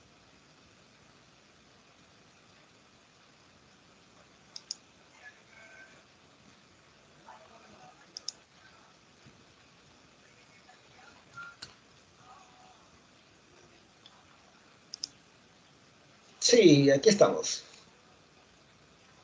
Muy bien, entonces, las invasiones bárbaras. Son las 9:28 de la mañana, estamos aquí con el aula 12, la señora Noshka. Bueno, me están siguiendo, ¿verdad? Yo estoy hablando solo de hace media hora, creo. Ay, concha. A ver, lo primero que tú vas a subrayar es esto. O escribe en tu separata en todo caso, que las invasiones bárbaras, escribe, son la principal causa para la caída del Imperio Romano de Occidente. Bien, otra vez, las invasiones bárbaras son la principal caída, son la principal, no la única, para la caída de Roma occidental. Bien, ¿cómo se inicia este chiste? Bueno, primero la definición, que es algo muy elemental, que son los bárbaros, ¿no? Para los romanos, bárbaro era un individuo que vivía fuera de las ciudades y las fronteras romanas, o sea, de los límites, limes. Por tanto, como vive fuera del Imperio Romano, no habla latín, que era el idioma, digamos, como decir el inglés en la actualidad, ni tenía costumbres romanas. Y ya está, eso es un bárbaro. No hablas latín, vives fuera del Imperio Romano, eres un bárbaro. No me interesa si eres egipcio, bueno, aunque Egipto lo van a anexar después. Pero para los romanos todos esos eran bárbaros. ¿Qué ocurre? Esta tribu de los hunos, que son de los tártaro-mongoles, Atila era el uno más famoso de su tiempo. En algún momento dado de su historia, estos comienzan a empujar o a saquear a las tribus germanas que vivían acá. ¿Ves? Acá están, las tribus germanas de acá. Y estos comienzan a huir de los saqueos de los hunos y comienzan a meterse acá, como puedes ver aquí en la imagen, al imperio de Roma occidental. Los que estaban mejor protegidos eran ellos. Teodosio II, en el año 325, creo, 370 y tantos, ordenó la construcción de las murallas de Constantinopla, unas murallas, tres murallas perimétricas alucinantes. Aguantaron 1000 años, aguantaron esas murallas hasta que llegaron los cañones. Pero el caso es de que los romanos de Occidente no estaban tan organizados, ya la extensión era muy grande, la corrupción además también hace bastante ineficiente el control de todo este territorio, y es por eso que estas tribus germánicas, vándalos, francos, ostrogodos, godos, comienzan a meterse por todo el Imperio Romano Occidental y luego posteriormente cada uno va a crear su propio reino. De los que están aquí, a mí los que me interesa que tú recuerdes son estos, los francos, porque de ahí viene Carlomagno. Causas de la migración, crecimiento demográfico en la Germania, o sea, hay mucha gente en esta zona de acá, hay un cambio climático que hace que todo esto se congele, y si la cosa se congela no hay para cultivar, y si no hay para cultivar no hay comida, así que tienes que ir a buscar campos que sí te den comida, y la presión de los hunos con Atila. Atila va a ser derrotado en la batalla de los campos cataláunicos, en lo que en la actualidad vendría a ser Francia, por ahí. Cuando él quiso saquear Roma, dicen que el Papa León, ahorita no me acuerdo el nombre del Papa, qué número de Papa era, pero el Papa León I, creo, le va a decir a Atila que no saque, o sea, ese era el chisme histórico, ¿no? Le va a decir que no saque de Roma porque aquel que hizo eso, Dios lo castigó. Ese mismo año se murió. Eso ha sido pregunta en el examen general de San Marcos hace más de 20 años atrás. ¿Quién fue el primer bárbaro o quién fue la primera persona en saquear la capital de Roma? Porque antes Roma era conocida como la Invicta. ¿Cómo la Invicta? O sea, Roma nunca había sido saqueada, Roma eh, nunca había sido asaltada. Te digo quién fue Alarico I. Alarico I es el bárbaro que en el año 410 saquea Roma por 3 días. En ese saqueo rapta a la hermana del emperador romano que se llamaba Honorio, Gala Plácida. Y con Gala Plácida, cuando Alarico se la está llevando a lo que vendría a ser España, Alarico muere y es Ataulfo, su primo, el que se casa con Gala Plácida y funda el reino de los visigodos, que son los godos del oeste. Ostrogodos, godos del este. Y bueno, uh, ¿qué sucedió? Ahí dice dos migraciones, ¿no? Dice, la causa es la migración, ¿no? De estas invasiones bárbaras.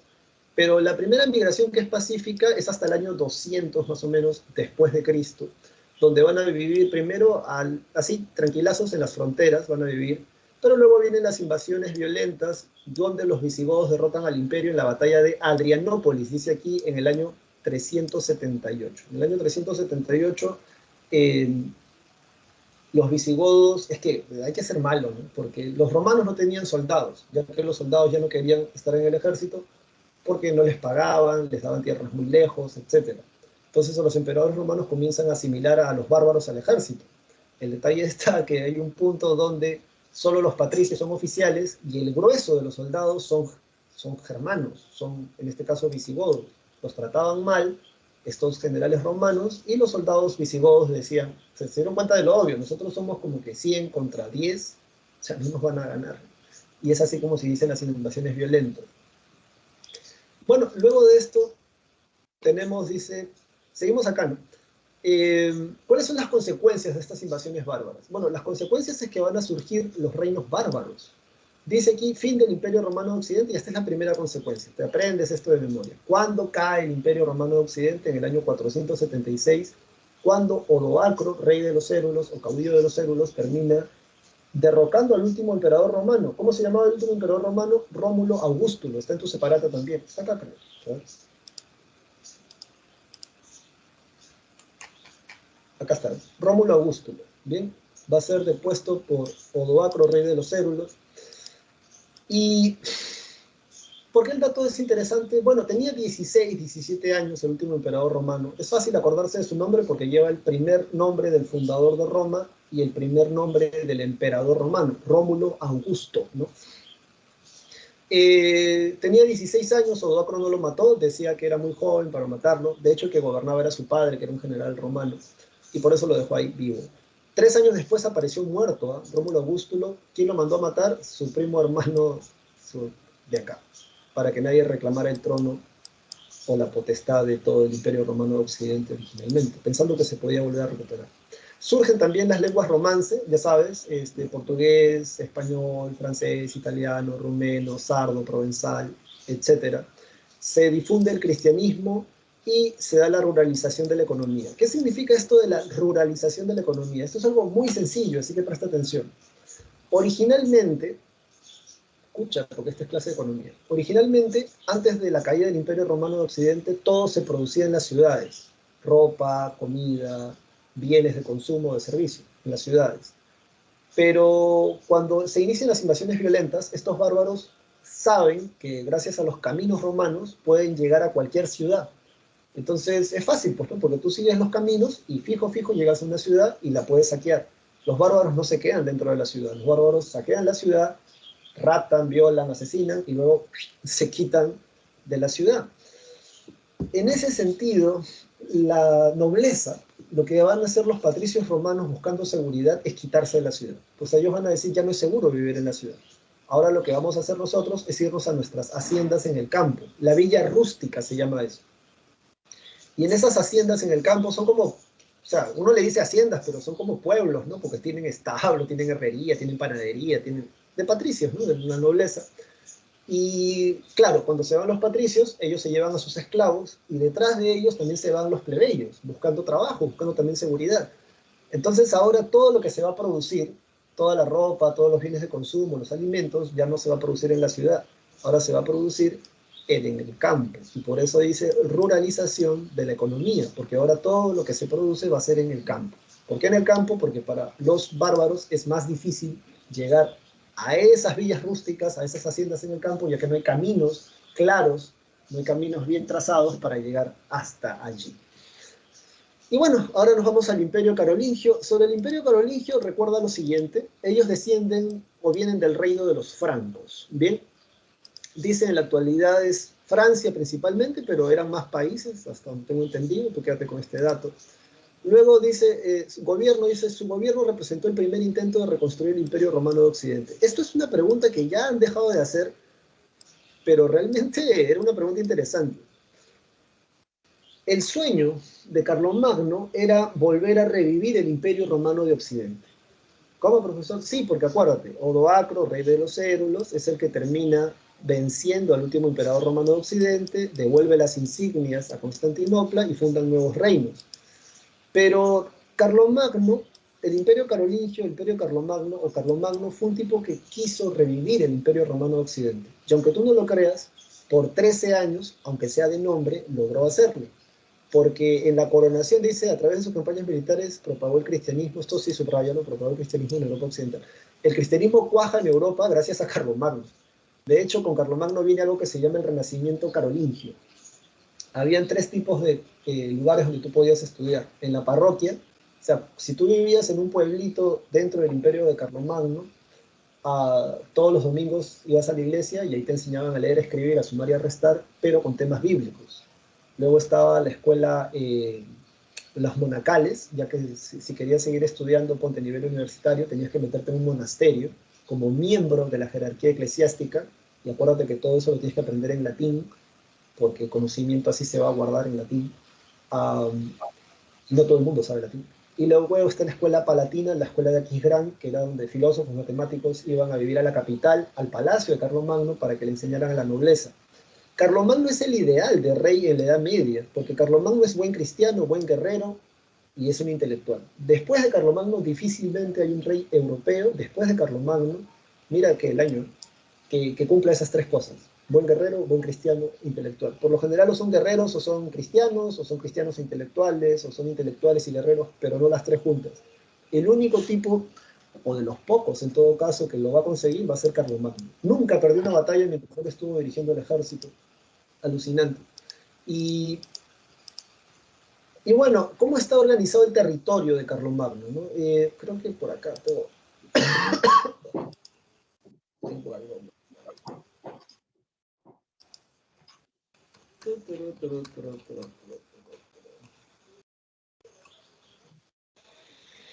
Acá, a ver, rápidamente porque ya se nos acaba la clase. El reino franco está dividido en dos dinastías, la merovingia y la carolingia. Bien, Carlomagno es coronado como emperador, y este es el dato del Sacro Imperio Romano por el Papa León III en la Navidad del 800. Después de que Carlomagno derrota, por ejemplo, a los vascos en la batalla de Roncesvalles, no sé si has escuchado hablar del Cantar de Roldán. En el Cantar de Roldán es un familiar de Carlomagno. Ellos están yendo a España, en la actualidad vendría a ser España, y el tipo que los invita a pelear no se presenta, porque tenían que pelear contra Suleimán, un tipo que, otro árabe, un árabe en esos años. Los árabes en el año 800 ya estaban en España. Y Carlomagno se retira. Cuando Carlomagno está cruzando el paso de Roncesvalles, la retaguardia del ejército de Carlomagno es atacada, donde estaba este familiar de él llamado Roldán. Según el cantar de Roldán, tocó un supercuerno, ¿verdad? Y entonces Carlomagno se devuelve y crea ahí la marca hispánica. Profesor, no entiendo, ya, justamente por eso tenemos esto. Imagínate que esta pelota es todo el imperio de Carlomagno. Bien, esta pelota la dividimos en 4 partes. Cada parte que está acá es un ducado. Bien, ¿alguna vez has escuchado hablar de duque de York, duque de, no sé, Superunda, etcétera? Bueno, un duque es aquel que gobierna un ducado. Pero ¿por qué está conformado un ducado? Y esto sí lo ha preguntado la PRE, por condados. En la época de Carlomagno habían más de 200 condados. Entonces, un ducado está conformado por condados. ¿Quién gobierna un condado? Un conde, y se acabó el chiste. Bien, son 200 condados, 200 provincias en la época de Carlomagno. Conde, condado, gobernador de provincia, provincia. Un ducado está conformado por condados, pero también hay ducados que tienen esto que está acá, que son las marcas. Entonces, ¿qué cosa es una marca? Una marca es una ciudad fronteriza fortificada. Hay 9 marcas en el imperio de Carlomagno. ¿La PRE te va a preguntar por eso? No. Pero hay una que sí nos interesa porque tiene que ver con España, que es la marca hispánica. Una marca o un marquesado está gobernado por un marqués, y el marqués es el que cuida una ciudad fronteriza fortificada. Por eso he dibujado esto en la frontera del imperio, ¿no? Entonces, la marca hispánica es famosa porque justamente ahí es donde muere Roldán, y es ahí donde crea esa nueva marca. Luego de esto tenemos a este tipo que está acá, míralo acá, que es el visitador imperial, el Missi Dominici. Se le llama así porque son dos, representan a Carlomagno donde quiera que vayan y pueden castigar a un duque, a un conde o a un marqués si así lo ven necesario. Y ya, vámonos ahora. Dice, promueve el retorno de los estudios clásicos a través del cristianismo, la escuela palatina, ya eso está. Y aquí tenemos ahora cómo se desintegra el imperio carolingio. Y bueno, a ver, dice aquí, ¿no? Decadencia, guerras civiles entre los descendientes de Carlomagno. Sí, lo que sucede es que cuando Carlomagno muere en el año 813, al que le toca heredar es a su hijo, que es Ludovico Pío. Pío significa piadoso, se la pasa rezando el chico. Es cristiano, es intelectual, pero no es guerrero. Y en el año 817, Ludovico Pío emite la Ordenatio Imperii. La Ordenatio Imperii, en el año 817, divide el reino de su padre entre sus 3 nietos. A Carlos el Calvo le da esta parte, a Lotario le da esta parte, a Luis el Germánico le da esta parte. Pero ninguno de los hermanos está de acuerdo con la división que ha hecho Ludovico Pío. Entonces los hermanos lo que hacen es pelearse entre ellos. Se pelean, ¿eh? Y cuando digo se pelean no es que ellos van uno a uno, ¿no? Ellos llevan a todos sus nobles y caballeros, ¿no? Lotario, de hecho, mete preso a su padre, a Ludovico, para que no se meta en esta pelea. Y esta pelea fue tan cruenta, tan larga además, que va a terminar recién en el año 843 con el Tratado de Verdún. Mira, a la PRE le encanta preguntar por tratados y esto es uno de los que te vas a aprender de memoria sí o sí. Bien, el Tratado de Verdún es ese tratado donde se divide el imperio de Carlomagno en 3 y así va a quedar la división, ¿no? Con el Tratado de Verdún. Las consecuencias te las aprendes de memoria, la PRE las ha preguntado hasta el cansancio. Primero se debilita el poder central. Donde dice poder central escribe rey. ¿Ya? Entonces, antes había un rey que gobernaba todo esto. Ahora ya no puede. ¿Por qué ya no puede? Porque primero entre ellos se han matado, se han sacado la mugre.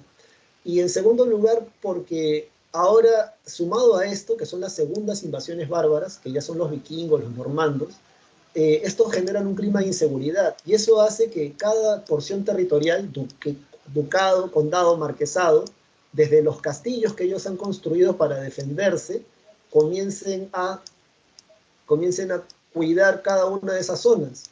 Y yo no sé si tú te das cuenta, pero el rey ha quedado como por acá, ¿no? Ha quedado como por aquí. Ahora, escucha bien esta idea.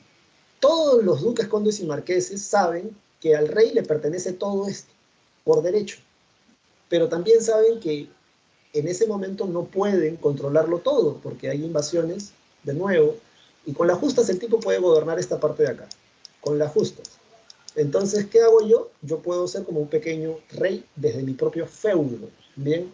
Duque, conde y marqués gobiernan una porción territorial donde hay gente, y esos territorios, esa gente que está ahí viviendo, ¿cómo le van a pagar a él? Le van a pagar a través de impuestos trabajando la tierra. tienes que ponerte a pensar que en esos años no hay un instituto, pues, no sé, donde puedas aprender computación, una academia, ¿no? O sea, la mayoría de la gente sabe trabajar el campo y eso es lo que saben hacer para poder vivir. El detalle está que esa gente que sabe trabajar el campo no es dueña de la tierra que trabaja, porque esto le pertenece a los duques, condes y marqueses. Dicho esto, entonces, ya nos quedan 5 minutos, así que vamos a tratar de acelerar esto.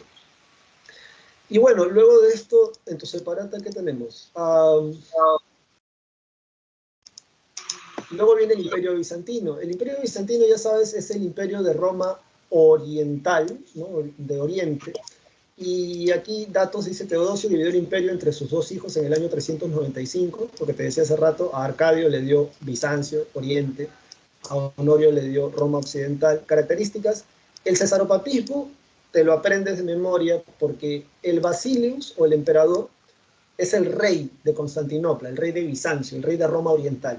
Y al mismo tiempo, no solamente él controla el Estado, sino que también controla a la Iglesia. Porque mientras que en Roma Occidental, que ya desapareció, el Papa es el máximo representante de Dios y el Papa elige a los cardenales, en el Imperio Bizantino o en el Imperio Romano de Oriente no es así. Es el emperador, el Basileus, que ejerce de cesaropapismo.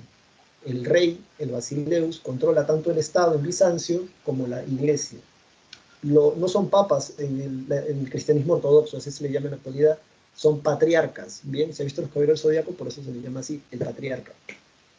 En religión ocurre el cisma de Oriente en el siglo XI, porque no se quisieron reconocer como que el Papa de Occidente, el Papa de Roma, dice: yo soy el legítimo representante de Dios en la tierra. El patriarca de Bizancio, Constantinopla, dice: yo soy el legítimo representante de Dios en la tierra. Al final no se ponen de acuerdo y ocurre este cisma.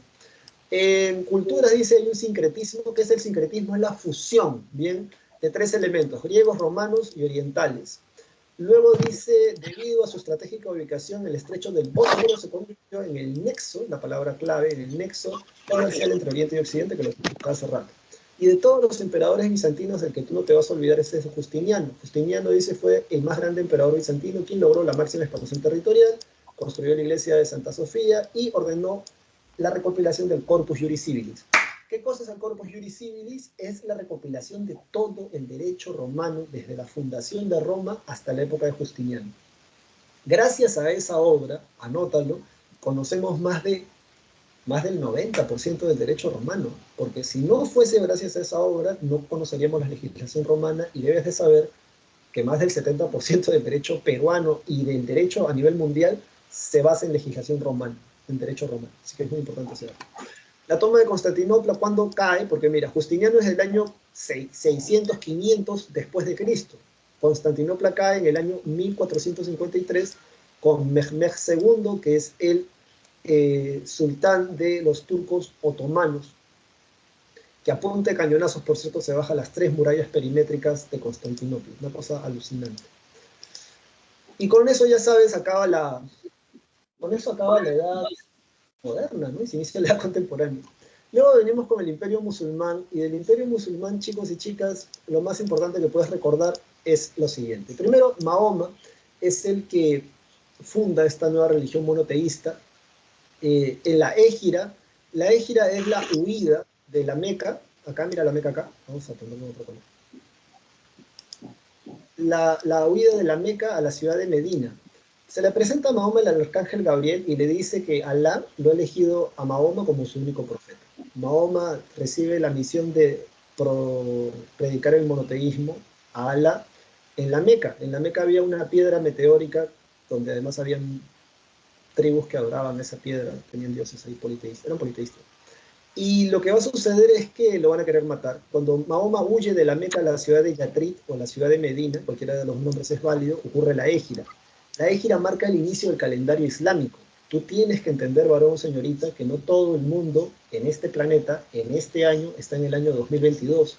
Tú dirás, ¿qué, profesor? Sí, o sea, tú y yo estamos en el año 2022 por nuestra tradición cristiana. Han pasado 2022 años desde el nacimiento de Cristo. Pero en el caso de los musulmanes, ellos están en el año 1436, 37, porque para ellos el inicio de su calendario lo marca la Égira. Bien, ¿qué es lo que la PRE te puede preguntar? Bueno, primero, el califa es el jefe político y religioso después de la muerte de Mahoma. El Bali es el gobernador de provincia.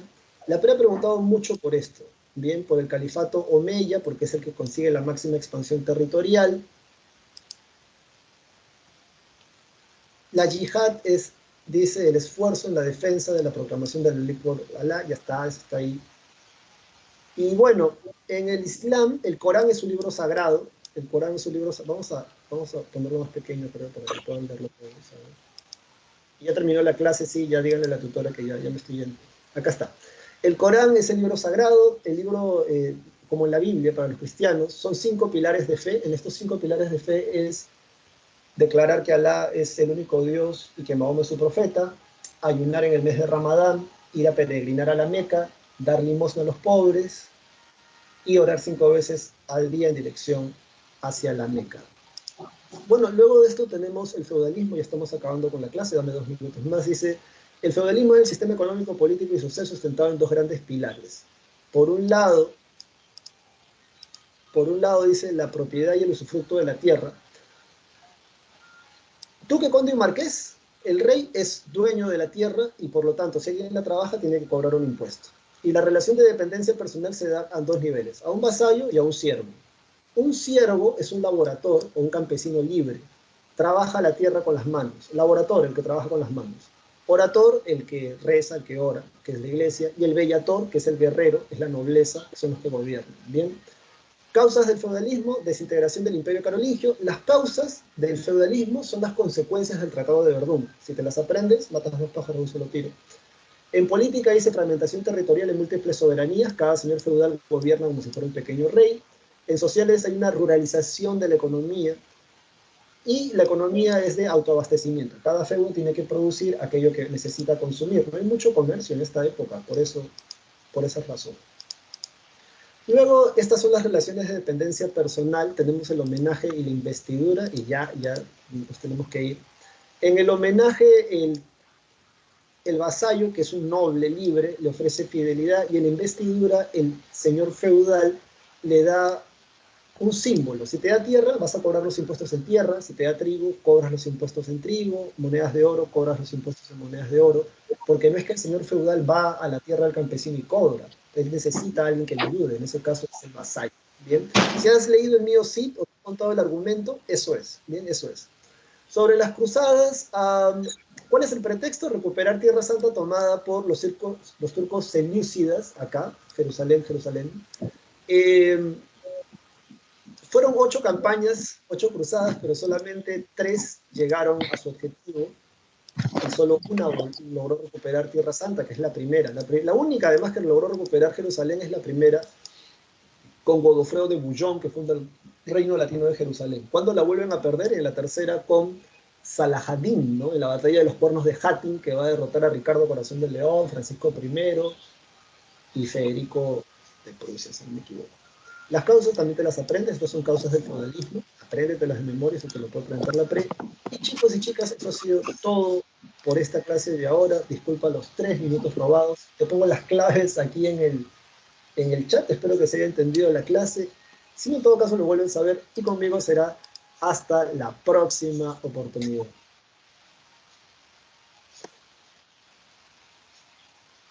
No, con la caída de Occidente. Con la conquista de Constantinopla, dice, se inicia la Edad Moderna.